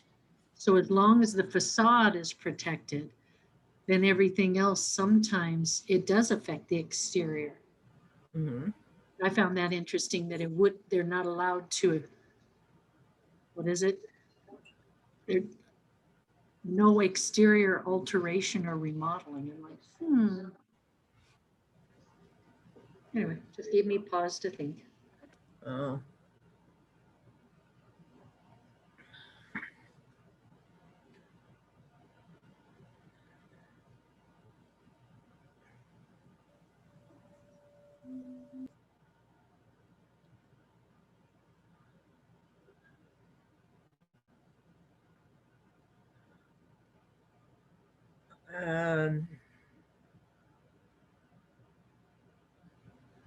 Suppose there is I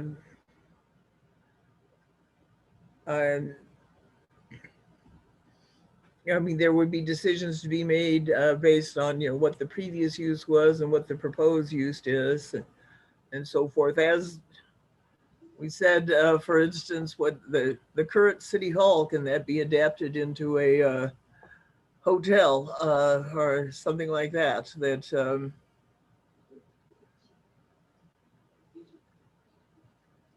Well, and I can't help but think our post office sooner or later is going to be falling into this adaptive reuse. You think? Anyway, it's been grandfathered out of the Americans with Disabilities requirements, so still got those steps up the front, but they do have an accessible side of it somewhere. But like I say, Just adapting a building for I wanted to hop in real quick. I do believe that the commission that this is referring to is the Planning Commission.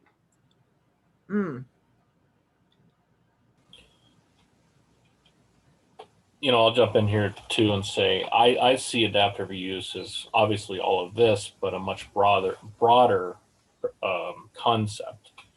I think adaptive reuse can come into play with houses and things like, not necessarily using the house for something else, but adapting it to modern construction, similar to what, and Melinda, you may know the houses that I refer to on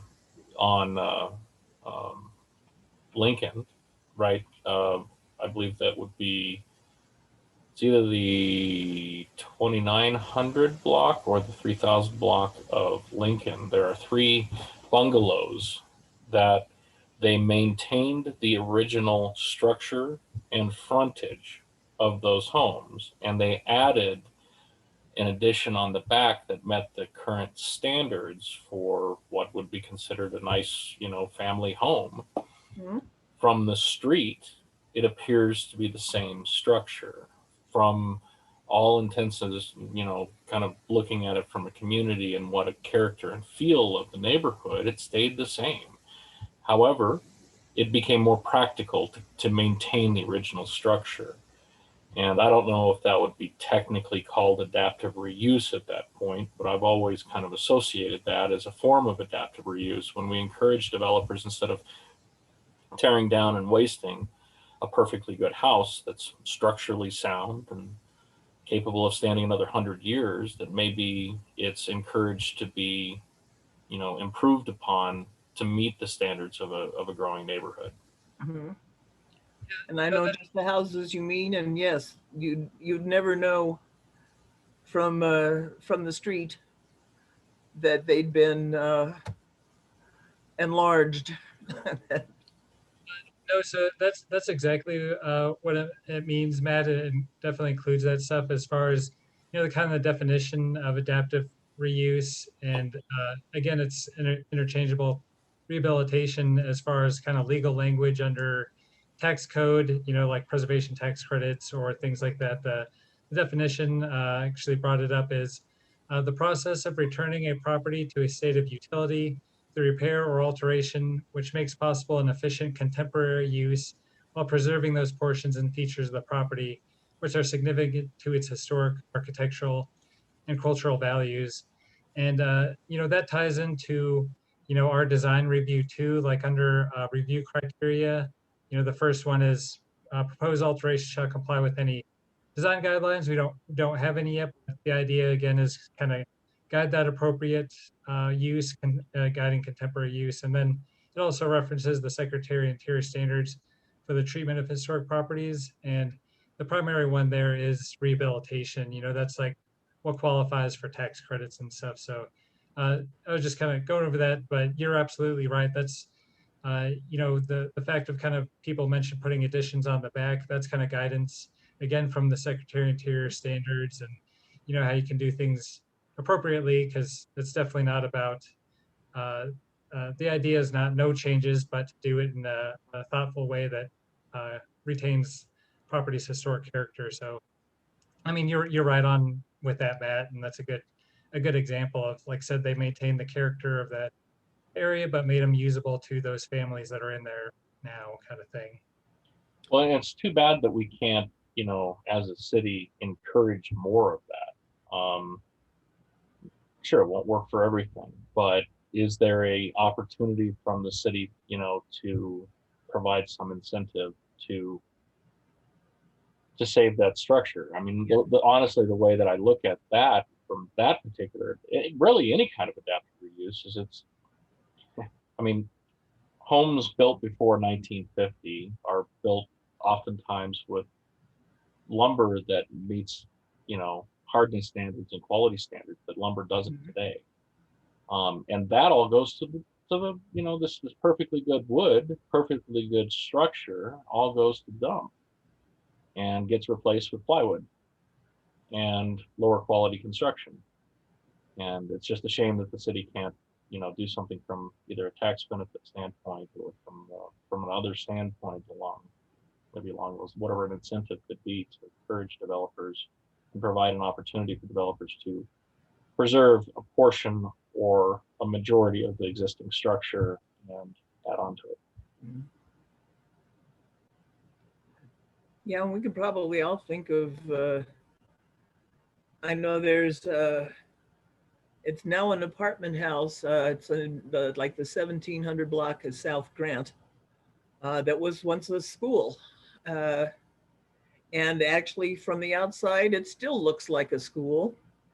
An old school with staircases and big tall windows on the second floor, and actually, an appealing for loft apartments. And what was once the playground is now a parking lot, but other than that, it looks like a school still.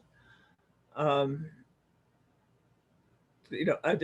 reused and does not offend me at all. To Matt's point, my home is a 3-bedroom, 2-bathroom, but it's really only can accommodate one person. I don't care how many bedrooms this place is. This house is for one person. It's really tiny, and it was built in 1926, I think. And so recently my real estate agent came over and I asked him, I was like, what if I add this to the back? Or like, what if I do this to make it more livable for more than one person? And he basically said, there's nothing you could do to your house that wouldn't be like a huge waste of investment other than just raising it and redeveloping. And that's what he told me. And, that's not that he's a heartless person, but it is hard to have incentives to do those kind of projects. So to Matt's point, if the city could incentivize that, I think it would make a difference. I would lean towards that. I'm not going to do either right now, but this home cannot care for 3 bedrooms worth of people, even though it's technically a 3-bedroom. So it's just not set up, like everything's tiny. So yes, Inglewood homes need to be able to be modernized, and it's not an easy ledger trick to figure out how to do it. I wonder if this is something to where even going through the county, where our county taxes.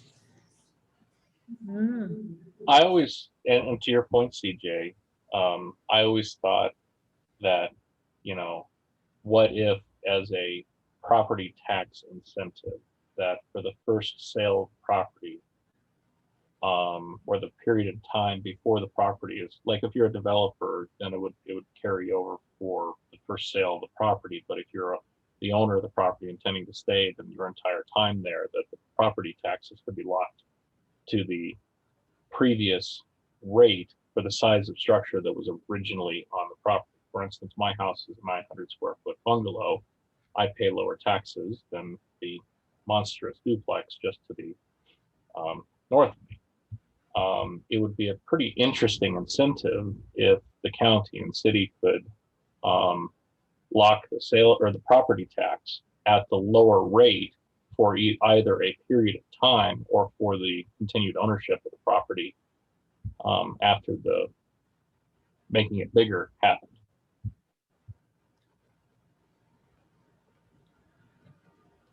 Well, and the county does give tax breaks to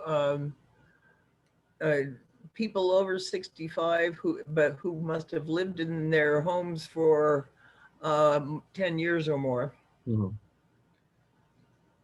And they knock off 50% of the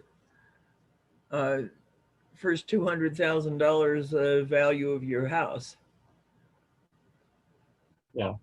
things along those lines are interesting topics that I think could be considered by the Yeah. group. But and I think that's the most impactful currently with the amount of homes that are being developed. Jason, real fast here, I don't want to dwell on this topic because we have a lot to do, but Jason, does that property tax idea, does that align with what other cities have done, or what do they do with that on adaptive reuse?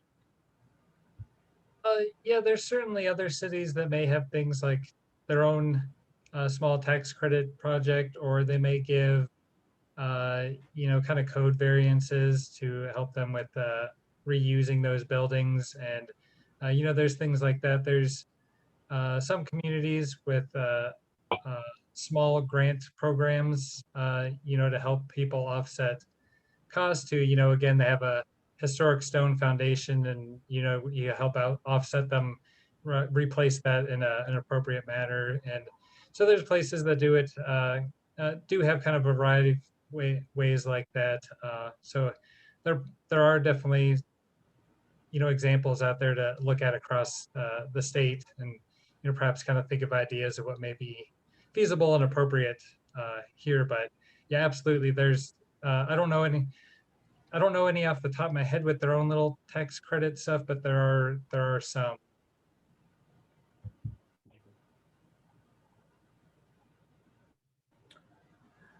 Longmont, for some reason, I'm thinking, but because they did a whole downtown type redevelopment of some historic, but they were all business buildings. So on the topic of adaptive reuse, where do we go with this? Do we want to add this before we present to the city with 16611, or do we present 16611 separately and then add adaptive reuse at a later time? Well, I think personally that what 1653 could be another section of 16611, and changing that the commission, when referred to in that, means the Historic Preservation Commission instead of the Planning Commission. Okay. And that's definitely something that can be looked at with the Title 16 rewrite. That's going to be underway shortly. Yeah. Do you think it would be too? And this was recommended by the rewrite study as part of, their recommendations were the historic preservation section should have more teeth in it, and why not add adaptive reuse? So would it be too presumptuous of us to put in there encourage incentives for adaptive reuse? That would be the place to add them, huh?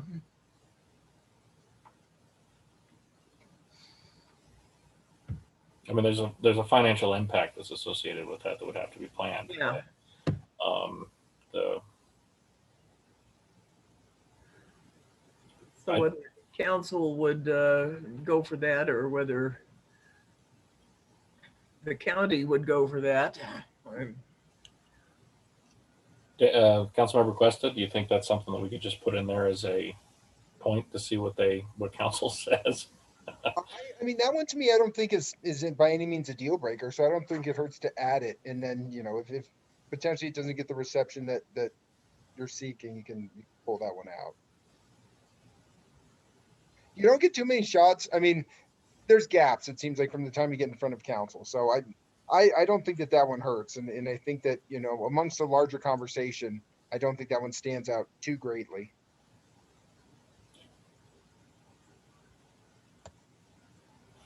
One thing I don't like is that exterior alteration though. So the idea of moving it forward, waiting for Eric's, for what Eric mentioned as far as the re-rate. Well, this is also, it's talking about a historic building, something already designated. That's true. That's true. And I think maybe I was looking at this not just on that level. I don't know. Because I mean, if it's historically designated, we need to be careful with it. We don't want to encourage too much change on it, but we also want to offer the opportunity for it to be reused, and continue to be used. I think adaptive reuse doesn't necessarily have to apply specifically to historic designated properties, but more to adaptive reuse of historic preservation in general for the community. Yeah, as a means of historic preservation. Mhm. Could we That, ask that somehow there be like an impact analysis on the kind of incentives that you're talking about, Matt, versus like the benefits to the community, so that we could really make a good, I don't know if that's something, I don't know if we're really able to do such a analysis, but I know that it's complicated. I think we talk about incentives a lot, but I think it's hard to get cross over a line with it, because we can talk about it and be pro incentives. And I think incentives would help our initiative a lot, but we need to get to the point where we understand what those initiatives are, those incentives are. Are they practical? Do they serve the city? We need to kind of get concrete about those incentives. So how do we do that? Because what we're proposing to add right now is not very concrete. We're proposing to add a very vague pro incentive line, but I don't think that would do very much without some concreteness to it, or at least maybe the line we add is that the city will take initiatives to conduct an impact report that looks at the kinds of incentives. Maybe that's the next step, since we don't have the concrete data. Maybe the concrete step is to get the concrete data. yeah, maybe that's a future step. First, we get the adaptive reuse into the proper place, and then we can amend it later for to add incentives for historic preservation in general. Do you think changing the commission from planning commission to planning commission themselves might feel like something worth fighting for? Or, I mean, I don't know. What has the planning commission ever done with historic buildings that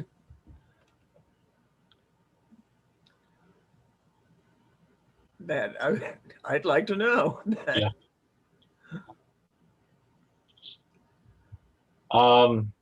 Yeah. Now to keep this moving here, I mean, where do we go with it? So we're already coming up on 8:30 here, and I think we might have lost Sean.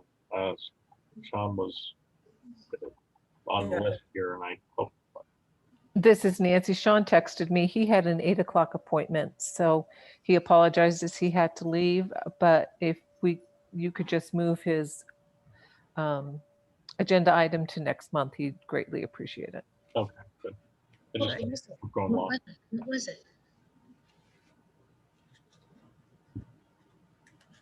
Okay, well, Melinda, the open topic we have right now, how do you see us proceeding with this? What's the next step? Maybe a few more tweaks to 16611 that Dugan said he'd look at. And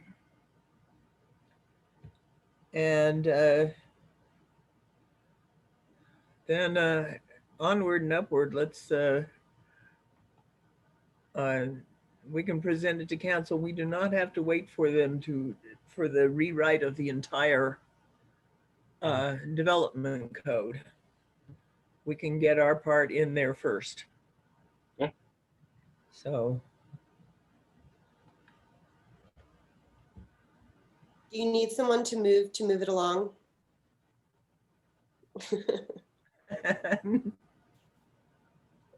Well, I would say that is, I think we've beat that subject to death, so we should maybe move on to the next. And of course, in the new business, it was the signage and so forth that. Wait, real quick. Did we need to do a motion or anything on that action? Yes. Do we? Yeah. You need to have a motion and a vote to table Sean's item to the next meeting. Was 16611 Sean's item? Oh, no, I'm sorry. I'm getting ahead of myself. That was for the neighborhood signage item. Okay. Yeah. To clarify, About to the, clarify, was Dugan going to make further changes to 16-6-11? I'm sure I got that wrong, but, or are Yeah, you making the motion to what? I was going to make some further changes based Yeah, upon the discussion this evening. got it. So- Typically what Jason was talking about, I was going to start looking at F, G, and H and Right, maybe subsections of something, so. okay. So a motion's not needed. no, No. but what about this adaptive reuse? Well, the adaptive reuse, as far as I could tell, was just a short discussion. I mean, we are going to be rewriting Title 16, and that's going to have a lot of community engagement. So there may be changes that come along the way to both 16, 11, and adaptive reuse. So we need to, I think, take this a little bit slower just to make sure that we're not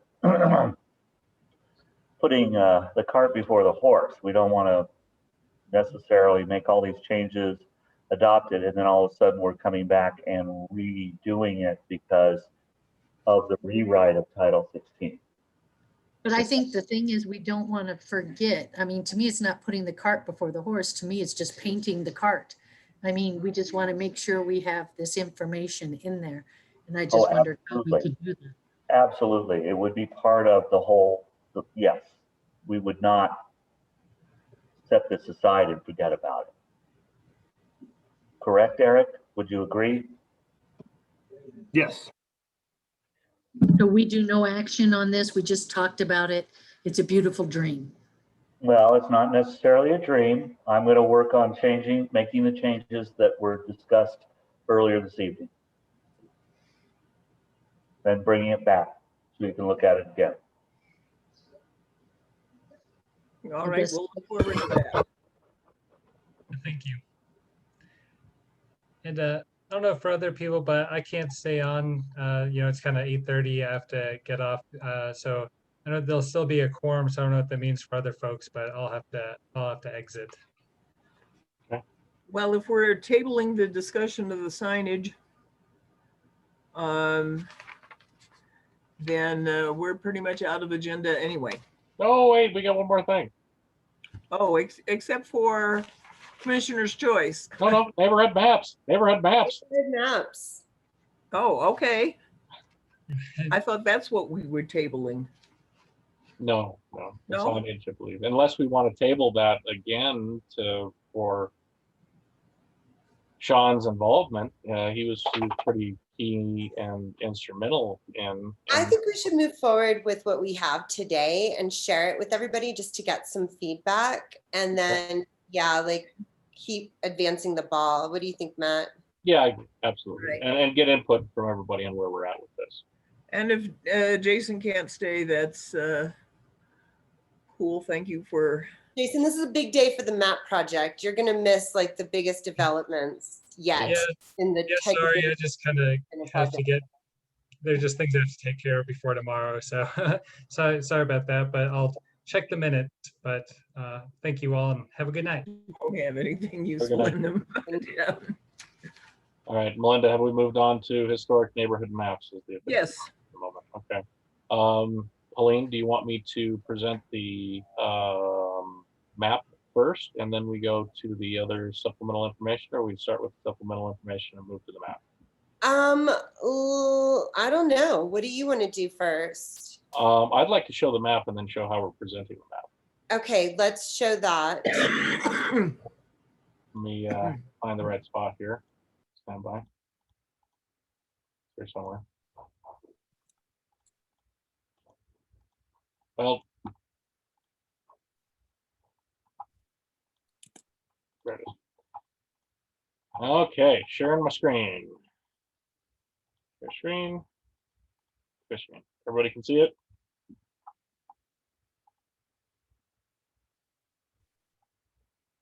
Can you see the screen here?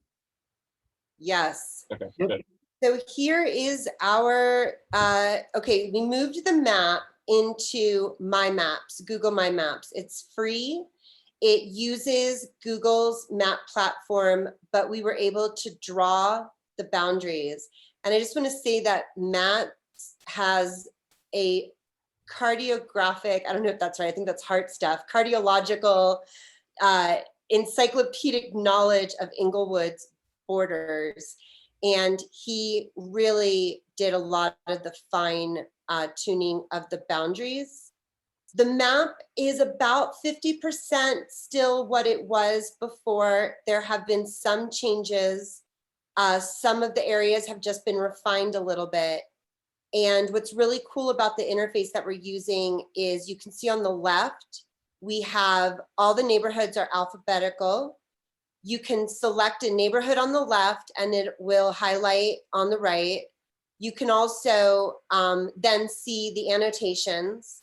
One of the hardest things that Matt and I did reworking the map was parsing out the annotations that CJ and I had done. And I think Matt can attest to the fact that CJ and I took really great notes. And we went through and parsed them out for anything that has new boundaries. And that I think was probably the hardest thing we did really here. Matt went through and cut out neighborhoods out of our historic maps. I think we have like around 20 historic maps. And so when you do select a neighborhood in the map, so let's say you're reverse engineering it, you're selecting that neighborhood, it tells you what neighborhood it is, and then it shows you whatever maps or images. Where are the rest of them? Oh, you know what, maybe it's the image at the bottom. Oh, there it is. Yeah, there's like the left and right carousel. And it just shows you the maps that were used to make the boundaries that were made.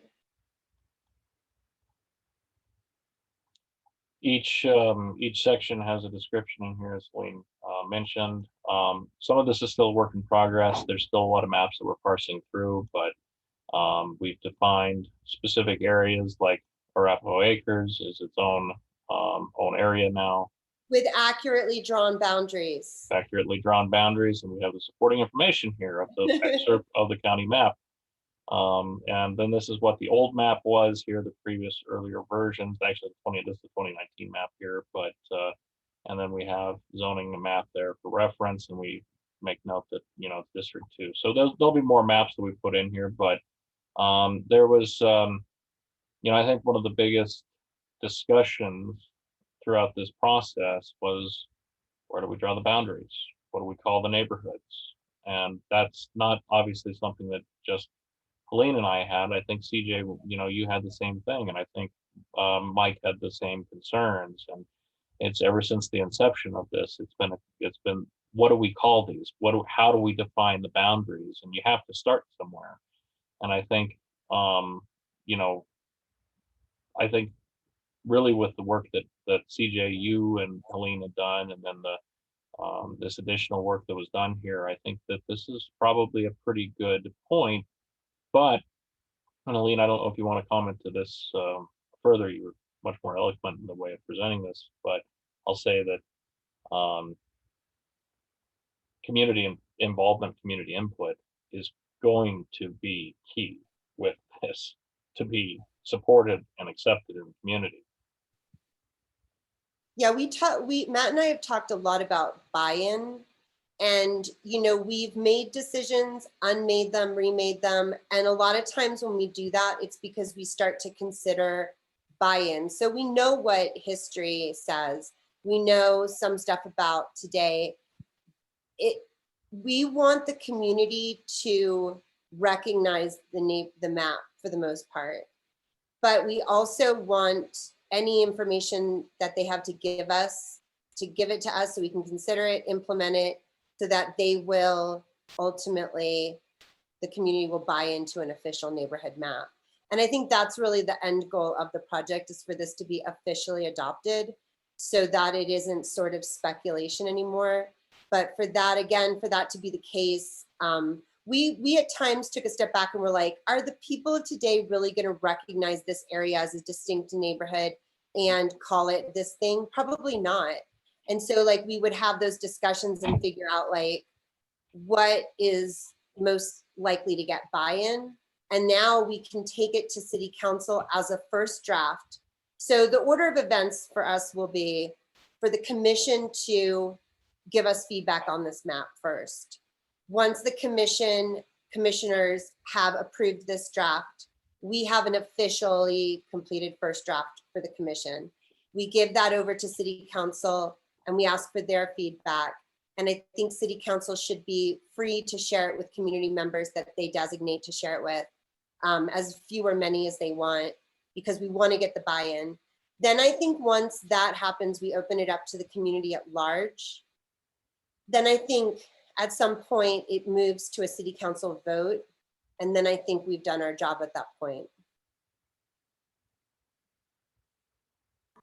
So do you picture this being fluid?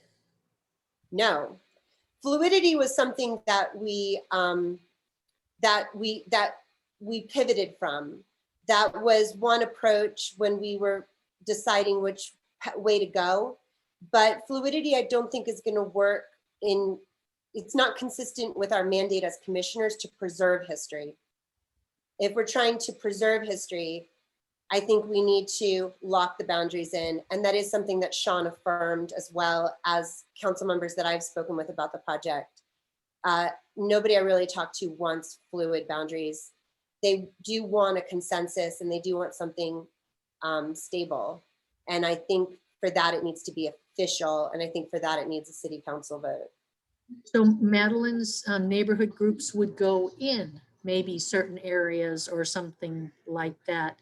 Yes, I think a if the separate city project? wants to organize smaller groups, we did chunk it down a bit more. We added about 10 more neighborhoods to our draft, CJ. So there's 10 more neighborhoods have been added, mostly to the north of the city. You can see those neighborhoods have gotten chunked out a little more. The neighborhoods to the south are pretty big and sprawling. South Broadway Heights has official boundaries. It is one of our largest neighborhoods. We know that's not getting chunked down. And so for that reason, there wasn't a good reason to start chunking out these other neighborhoods to the south and giving them names if we didn't think the community identified that way. We talked a lot about how people who identify with being in the Jason Park neighborhood would be cut out of it and they would be upset by that. And that's a truism. So what we hope to do is we did thoughtfully in a million different ways, checked our work. And CJ, you and I already done this. So Matt and I really did a lot of duplicate work and some new work too. But this has been checked, double checked, triple checked. Yeah, no, this is awesome. I mean, I could just picture, just like where you see Broadway Strayer and Arapahoe Acres and those got chunked. I wouldn't be surprised if someone says, oh yeah, our area chunks down a little bit more too. But that discussion can only happen when we have. Well, exactly right, CJ. So that's where we're at. If there's a need, if there's a community need to chunk out what we call Sunset Vista, right? If there's a community need for that, we need to make sure that we hear that back from the community, but we can't arbitrarily chunk these neighborhoods down any smaller because there's no rhyme or reason. And we run the risk of creating something that's not going to get buy-in. And these are the exact kind of conversations we've had where it's like, if we have too many micro neighborhoods with names that people don't recognize, it's not going to work. It's going to fail as a project. It has to represent the community today. Inglewood has already preserved a lot of its subdivision history. A lot of its residents already know the history. So we're not going to have a hard time getting buy-in from residents of Arapahoe Acres or Rose Edition, or a lot of those residents are going to know or be open to learning more about that. So I think the biggest problem is making a map that doesn't look or feel like the city that people know and love. And so if there's a need for more designation, that's got to come through the feedback round, which we got to advance to. We're going to make this project happen. We're committed. It's happening. We will not fail. Well, it's moving forward. So it's really beautiful. Real quick, two things. Evans is spelled incorrectly on the little Okay, banner. that's great. Yeah. Oh, it that's is. Oh, my God. And then number 2, I was wondering. Multiple places, yes. You guys a good copy editor. If you could just spell out the word south, that it was just 2 editorial comments. No, that's good. That's good. We looked at it so much. I mean, we really, Down in the Matt text and I put a also. lot of time into this. So now about getting feedback. This is the exciting part. We have a second thing to share with you. We have a landing page for City Council and the community members that they designate to explore the map and provide the feedback.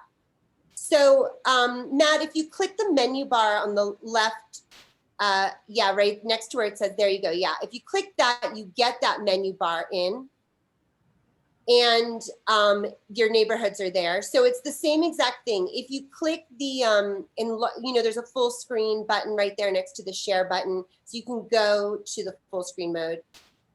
There's a very small explanation about what it is on the landing page. And then there's the feedback form. So we go back to the landing page. Sorry, there we go. There it is. So just a little blurb at the top and then really simple, which neighborhood are you providing feedback information for? And it's a drop-down menu with all the neighborhoods listed.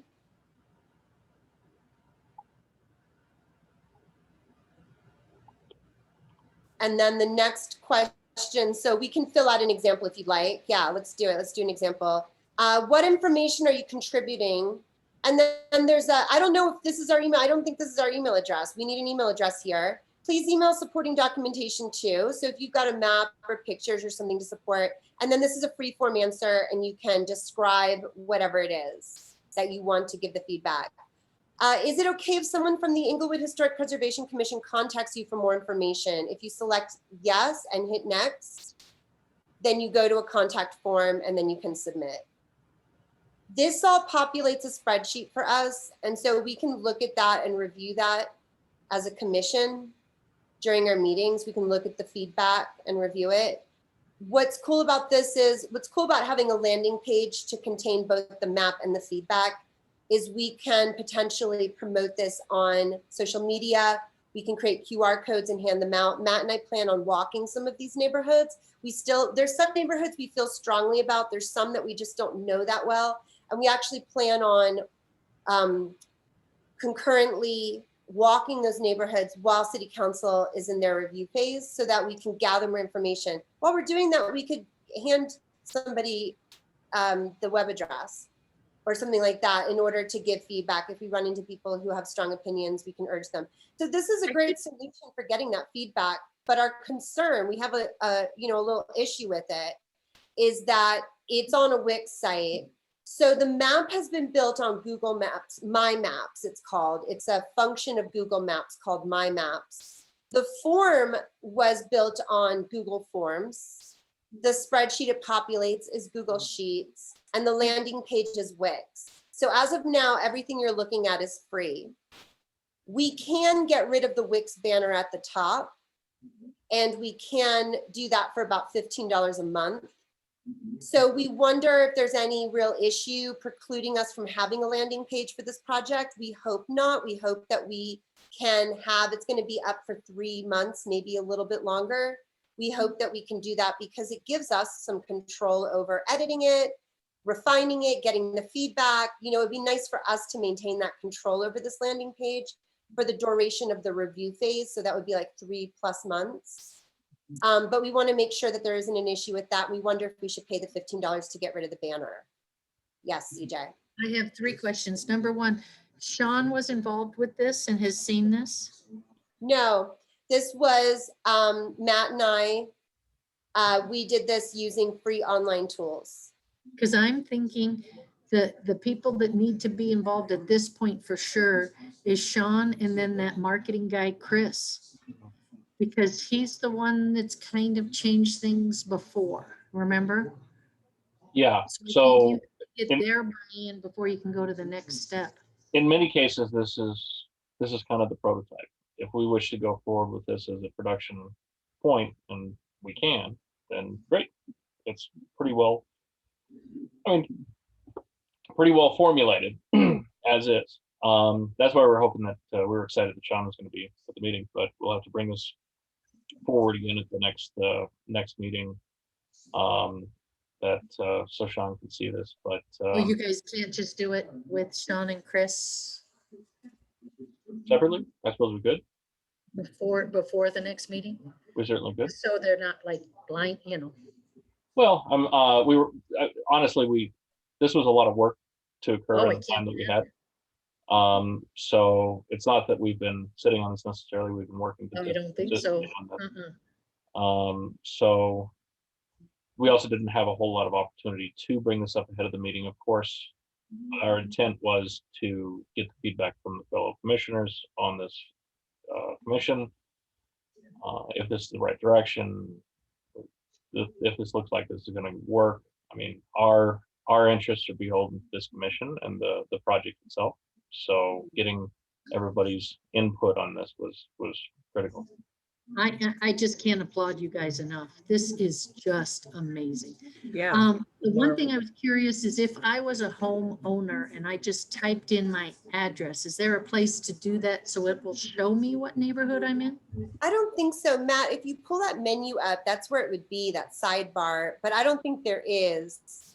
I think what you would have to do at that point is you can zoom in on the map and look at the streets.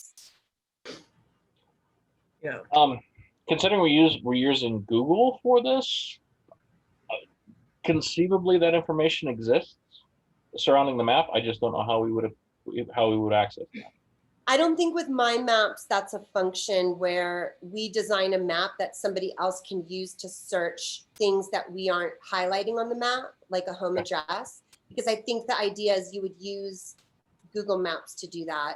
For My Maps, which is this function of Google Maps, it's for us to showcase things we've designated. So without having designated a particular home, I don't know if it's something that's available to isolate, if that makes sense. And how do certain businesses come up and certain ones don't? Do you have any idea? So that is That's just Google. Yeah, that's all yeah. Google's functionality. That is the Google platform. We're just doing a customized My Maps function of it. So the streets, if one of these streets was to get detoured or rerouted or something and Google got it updated, the map would be updated too. The map's going to be updated by Google. It's basically a Google foundation with our Inglewood neighborhood project on top of it.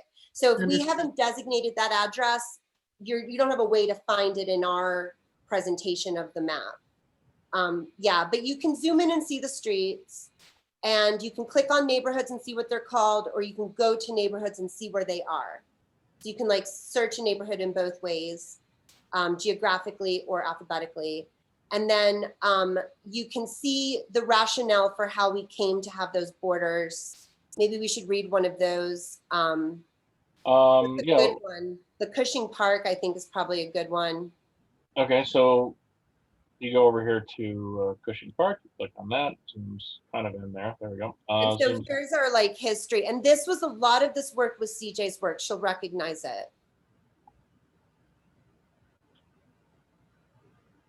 No, it looks better. But we brushed it up a little bit. You can see at the very end, the last point. Well, let's look at the first bullet really quick, Matt. The first bullet's always the earliest known piece of information. The earliest known development in this area is S.J. Hamlin's Broadway Edition, 1919. Okay, so we scroll down, then we've got more history, more history.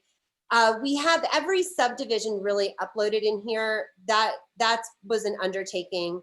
And then the last bullet says almost always something along the lines of, during the Inglewood City Historic Preservation Commission's Neighborhood Map Project of 2021, the neighborhood was redrawn to allow for other established districts, or it might say the neighborhood reverted back to earlier boundaries, or the neighborhood deferred to these boundaries, or it might say something along those lines, but it gives an explanation for how we came today to come to this conclusion.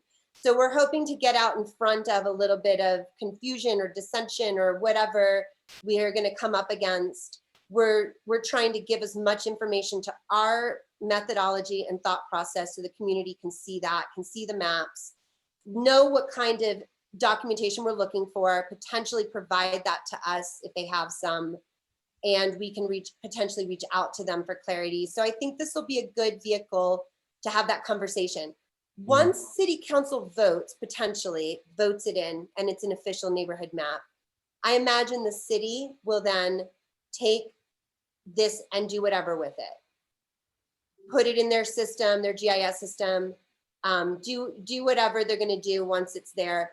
But between now and then, you know, we can either reduplicate this kind of landing page on the city website, or we can link a page on the city website to this actual project. They don't have to redo the work, or we leave it like this, maybe redo a domain name and get rid of the Wix banner. So we've got a few options, but this is a temporary feedback cycle.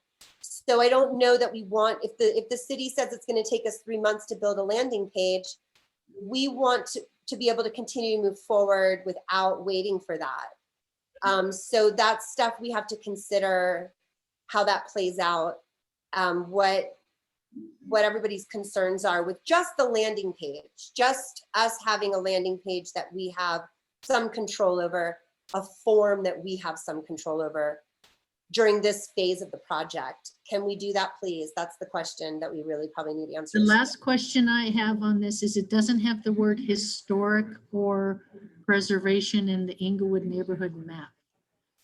So If you remember when go we to were the landing trying to- page. So here's the thing, that that title is so small. The visibility of that title is so small that I shortened it to get words Inglewood, and you only got like 2 words out for that title.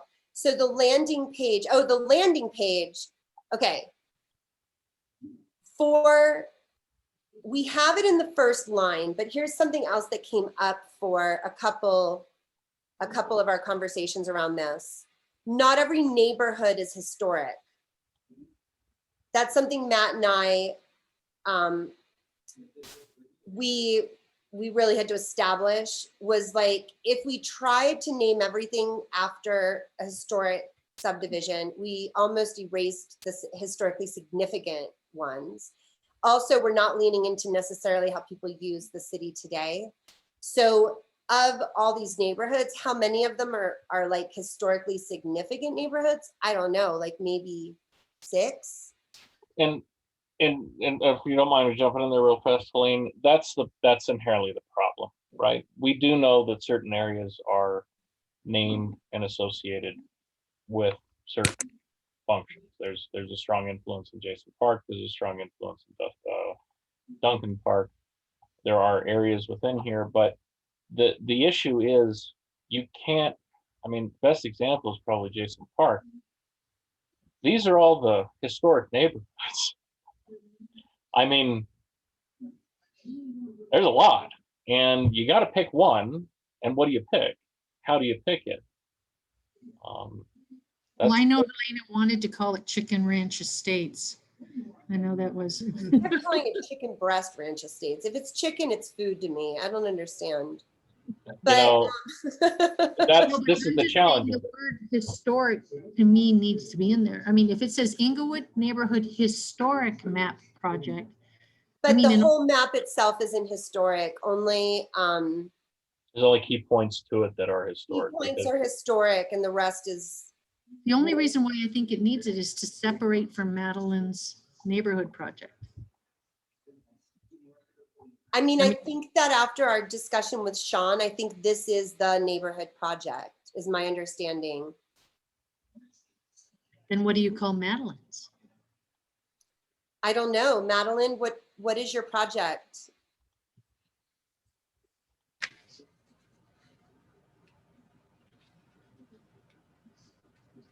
We are creating this historic map, and then we're going to take it to the community to get some community feedback, and then we're going from there.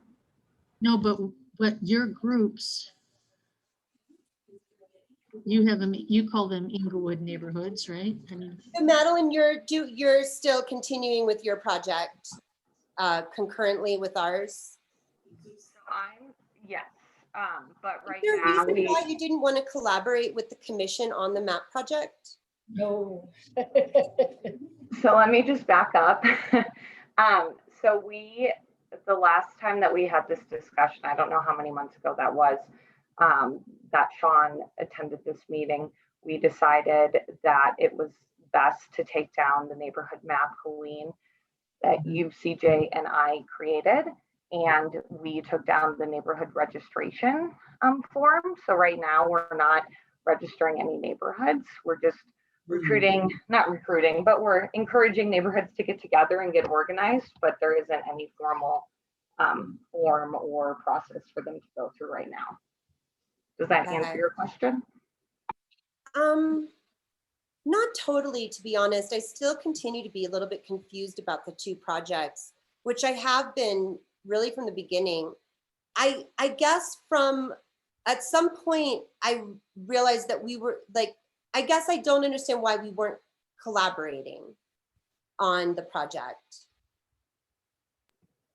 Helene, I believe that we were collaborating. I met with you and CJ in those initial meetings to create that initial map, and that we presented that to this commission. I guess I thought we weren't collaborating because you went on like a different track where communities were going to self-designate neighborhoods with fluid boundaries.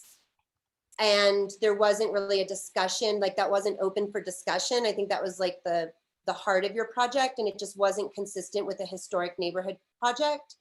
And we didn't collaborate after that, which was, you know, like when you made your presentation and put the map up and stuff like that, like we had no idea that was happening. So I think those are the reasons why I haven't felt like we've been collaborating on the project. So after that, you know, I did reach out to City Council because I was concerned about having two neighborhood projects, and I was concerned about having one with fluid boundaries, which is one of the features of your project that you explained to us a couple times. At that point, I thought, yeah, that we were going to get, that the city would take the map down that was put up. That wasn't really, by the way, the same map. It was slightly different. And then Matt and I were going to go forward and do an additional revision, which is now what we've done. So I want to just make sure we're still not doing two map projects, because I think that they're going, I don't understand why we would do two neighborhood map projects. And I didn't think we were doing two neighborhood map projects anymore. So as long as that's the case, I am clear on it. But if we're still doing two neighborhood map projects, I think we need to talk that out. We are not doing two neighborhood map projects. The only map project that is going on is the map project, or this map that you were showing. Okay, if you're kind of more like a community groups project. I'm sorry, can you repeat that? Would you say your project is like a community groups project? I just still want to understand like what your project is. Is it more of like a groups project? I think that we can have this discussion at a different time. Right now, the agenda. Yeah, this needs to be a discussion. This needs to be a discussion for offline. We need to get moving here.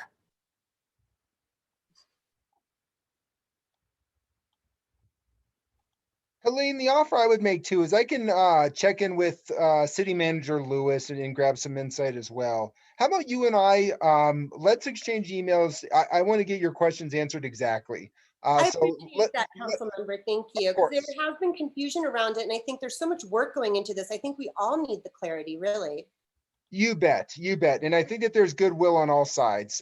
So if you don't mind, Helene, let you and I email. I want to get your questions answered very specifically, because I think that they're good questions, and I don't think we should duplicate efforts if we're not, if we don't need to, nor should we be going in different directions if we don't need to either. So I'll connect with you, and then Madeline and Eric, I'll check in with City Manager Lewis, but I'll keep you guys copied on that as well. Thanks, awesome. guys. That's great. So do you guys have any feedback on where it's at right now? What should we be doing next? Oh, I think this is marvelous. And I wonder if Too bad Ashley couldn't stay, because I would think like a link to your landing page might be a nice little thing at the bottom, as an attachment to her survey. If, Love it. Is her survey all computer or is it going to be written handout? I didn't catch that. No, I think it was a Google form also, so. So at the block party, she'll just have computers that people will fill in? No, I should have a paper thing at the block party, but Can we, Councilmember Cuesta, I have a question for you. Matt and I really want to know about this landing page. Can the commission run with this landing page for a few months? Is there any reason you can think of that we can't share this landing page with the community or members of city council? Hold on just a sec. This needs to be first run by Sean Lewis, city manager. And also, I think this might be a good idea to take to a study session with council before moving forward with any of this. Well, the idea to share it with council. So we would have a study session with council about whether or not we can share it with council. No, whether you can share it publicly. Well, what our next step is to have city council's feedback. That's the next round, is for city council to give us feedback on a first draft. Actually, the very next step is for the commission to agree. Once the commission agrees, we want city council members to review it and give us their feedback in a more informal way, not like a formal city council session, but just like review it. What do you have to say? So we can make quick changes early before like sharing something more official. And we anticipated that city council members might have community members that they might want to have review during that phase too. So that was why I asked that question. So can we not share this with city council? Or, I mean, if we're going to have a study session with city council about it, can we just share it with city council for their feedback?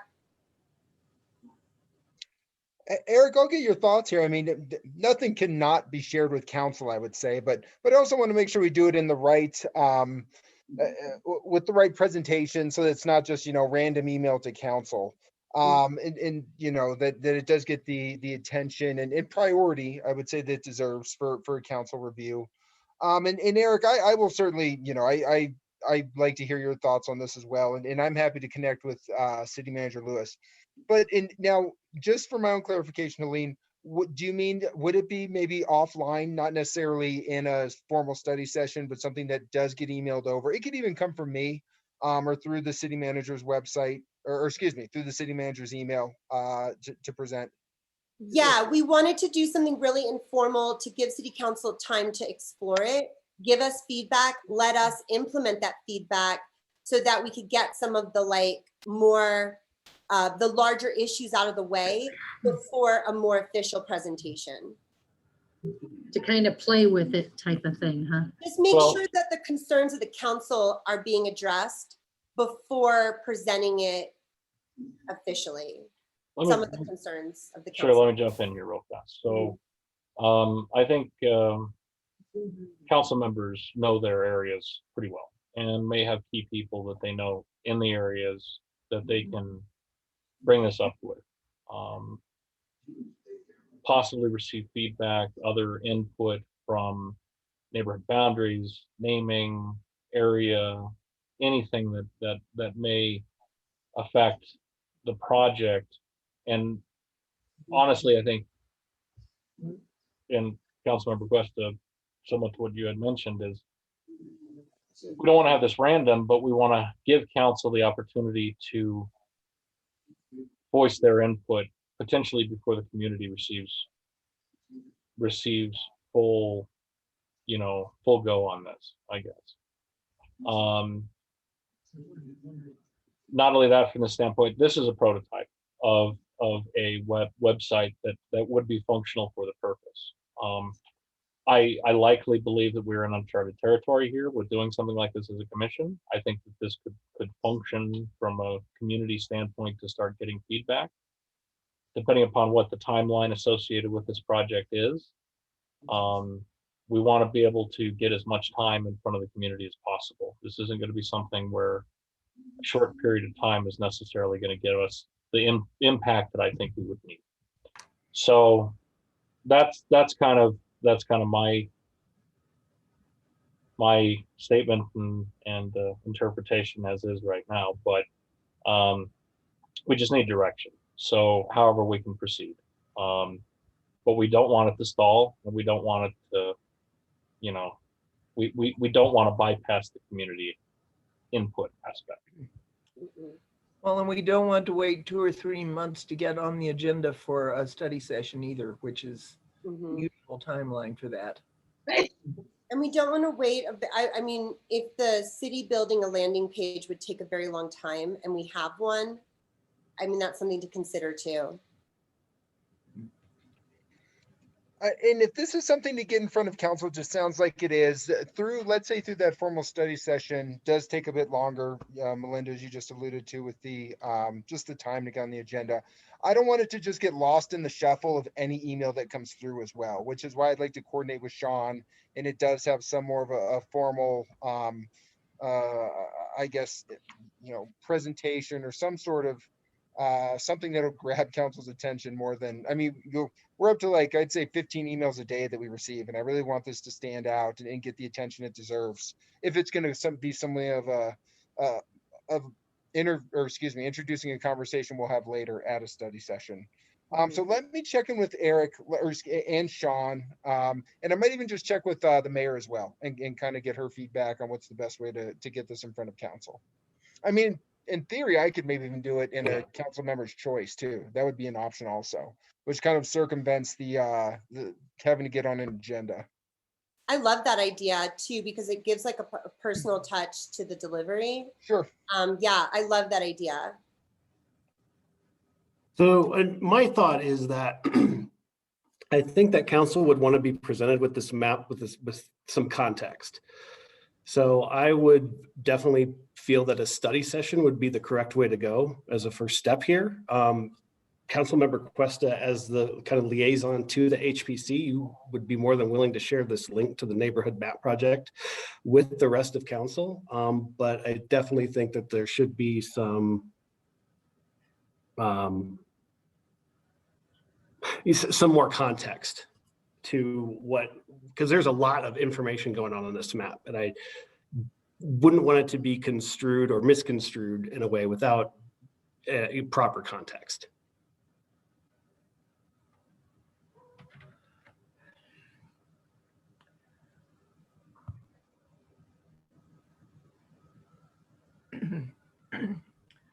And if it seems like we're all silent, it's because we don't understand what you mean.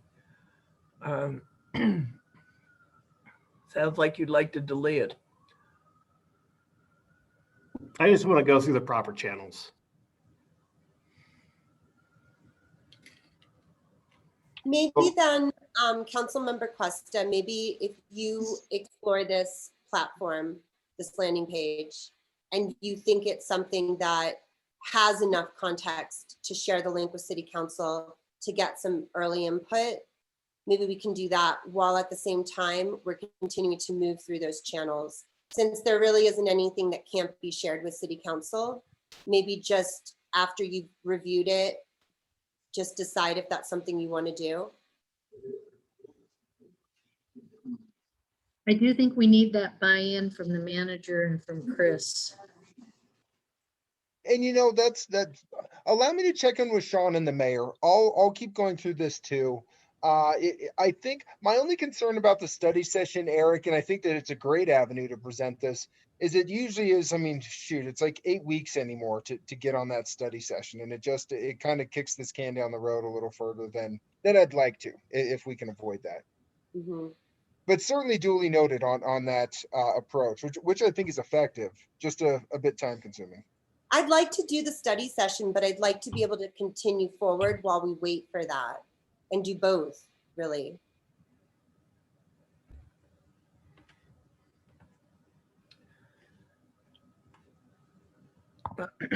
Council member, if you're willing to do that, I think we'd all appreciate.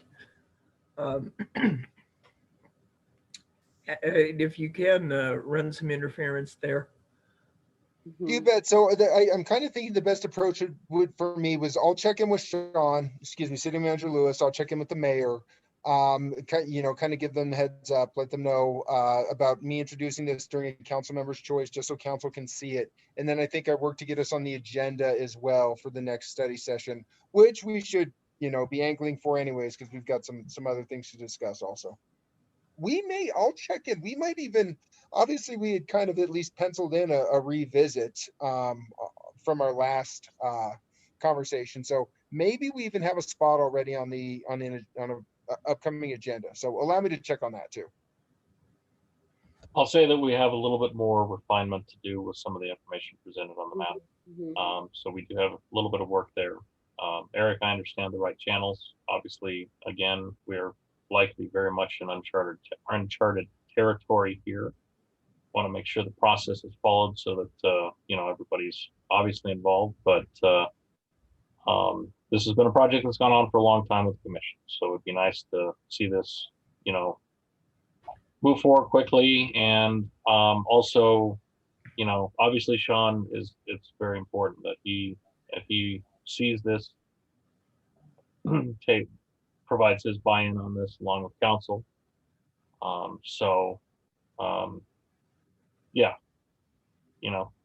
Let us know how we can proceed here. And Councilmember Cuesta, very much appreciate you bringing this up and priming council during council member choice, during council meeting or study session, either one. I think that is a fantastic thing to have the opportunity to have council get a preview of this. And you can send him a link or some way to have a show and tell if. Absolutely, this can be a link can be sent to the landing page. How do we stay within the confines of the open meetings and present that information on the proper?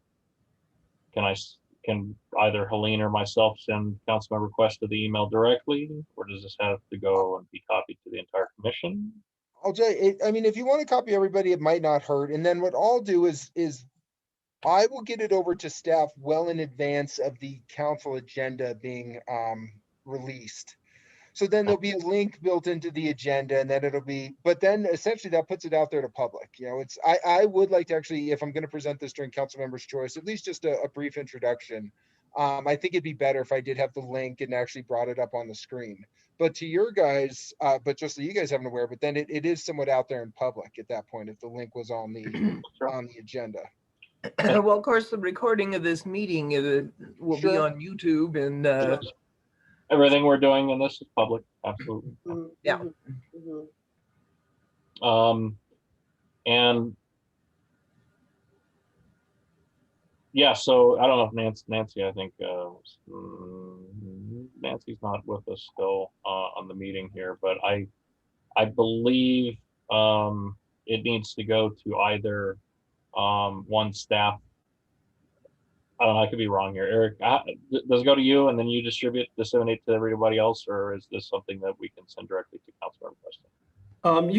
You can send directly to Councilmember Cuesta. Just be sure to copy me on that. If it's any sort of like larger distribution to council, please send that to me first, and I would go to the wider HPC. I would like the other members of this commission to have access to this while we're working on it. That's one of the unique benefits of this platform, is that as we make changes, they are made to the map and also have the opportunity to explore this. So I don't know, is it possible, Eric, for you to copy the rest of the commission at the same time? Yep, absolutely. Okay. And is there a possibility to put the word draft over everything? I'm sorry? Is there a possibility to put the word draft or working project or something? Yeah, we can actually build that right into the site. We can put that even in the title. Okay. But I just want to make sure you guys know you can leave feedback in the feedback form too. So as you're exploring it, if things pop up, make an entry, and at the end it asks you if you want to make another entry, just say yes. That way you can log your feedback through it, And Matt and I can review that too. We really need the feedback. That's really where we're at. We need the feedback. Should we pay the $15 to get the banner removed at all? No, just leave it. I think until we get further input from proper process. For now, I don't think we need to spend money. Okay. Yeah. All right. Okay, guys, there it I'm is. looking forward to playing with it, yes. Good. Helene, who do you want me to send it, or is that something you could send? Why it? don't you send it? Okay, I'll send it. If you don't mind. And I can't emphasize this enough. You know, I'm fairly new to Inglewood. The what's inside, the actual content is really Matt and CJ. And of course, all the historical maps. But the essence of CJ and Matt are in this project through and through. And that is something that I'm actually really happy to say, because I And think we they have to keep the name Mike Jones involved too. Yeah, I Mike. I didn't do struggle sessions with Mike Jones. But Mike Jones, it was, yeah, I mean, realistically, this was a project that CJ and Mike, you know, there was a lot of groundwork that was done early on in this process that was very, very important. So we will remember all involved in this. This was a big project, and I hope that, yeah, exactly. But Yes, but I CJ. think we've all, I mean, I'd be curious to see what Sean's take on this is, what council's take on this is, what staff's take on this is. I mean, Eric, what do you think as you look at this right now? Do you think this is something that would be applicable to the existing expectation? Yeah, absolutely. I think this is a great project that you've got underway. I just want to make sure that everything gets done properly so it can have, you know, the widest impact that you could have with this. Sure. So yeah, again, send me the link. I'll share it with the rest of the commission. And just as a caveat, just be sure if you're making edits to the map, if you're going to have a discussion with other council members, remember to keep the open records laws in mind and keep it to 2 people. That is correct. Yes, 2 people. That's what I was concerned about with this. So either later tonight or tomorrow morning, I'll have a link off to you, Eric, with both the landing page and the page within. I think would be appropriate, and most of the supporting documentation. Now, just so you're aware on functionality here, Eric, that when you go to the landing page, when you go to the landing page, you will get the map in this position. Left-hand side, you have the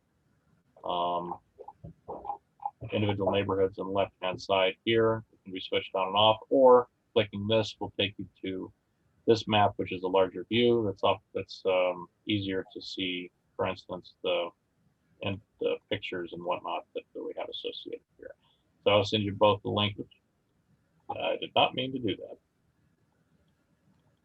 There we go. I will send you a link to the Wix page and then a link to this page here. So that's a little description. I would just share the Wix page because I think anybody who receives it who wasn't here in the meeting, I think we'd want them to go to the landing page first so that they can read the little bit of context that's there, and see that there's a form and stuff. Okay. All in one place. I would just direct everybody to the one place. Sounds good. That sounds good. We'll do that. I'll do that instead. So I will send you just a link to the landing page then. All right, sounds good. Right. All right. Well, this is a long meeting tonight, guys. Yeah, so we have already gone 45 minutes over our allotted time. We're tabling all the new business, right?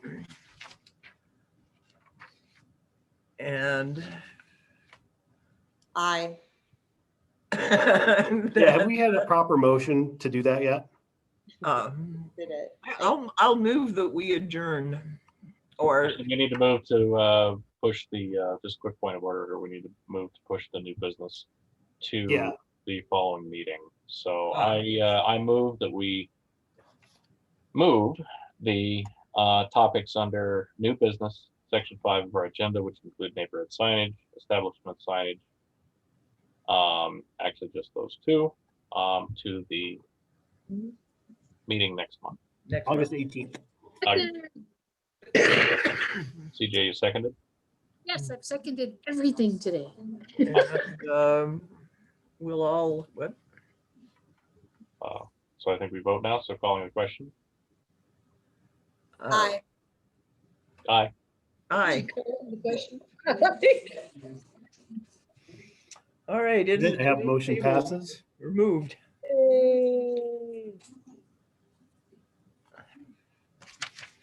And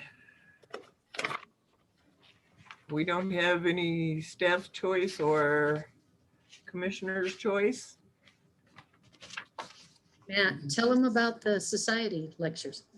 So we've restarted our lectures. The Inglewood Historic Preservation Society has restarted our lectures. Our next presentation will be on the 26th. We'll have an afternoon presentation and an evening presentation. Don Roth will be continuing his homestead three-part series. So this will be part 2 of Don Roth's homestead history of Inglewood. So a lot of information. It is a lot of information. He has done. This guy has put his life into this thing. He has gone beyond Inglewood research to National Institutes of Health, to the library, the National Library Archives. I mean, this guy is amazing.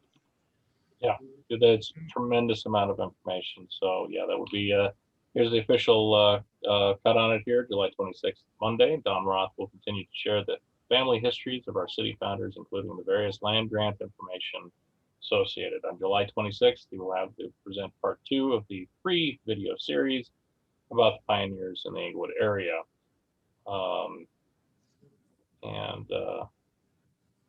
Yeah. So, and then the lecture will be at 2:30 p.m. at the Inglewood Public Library and 6:30 p.m. at the filling station at 3242 South Tacoma.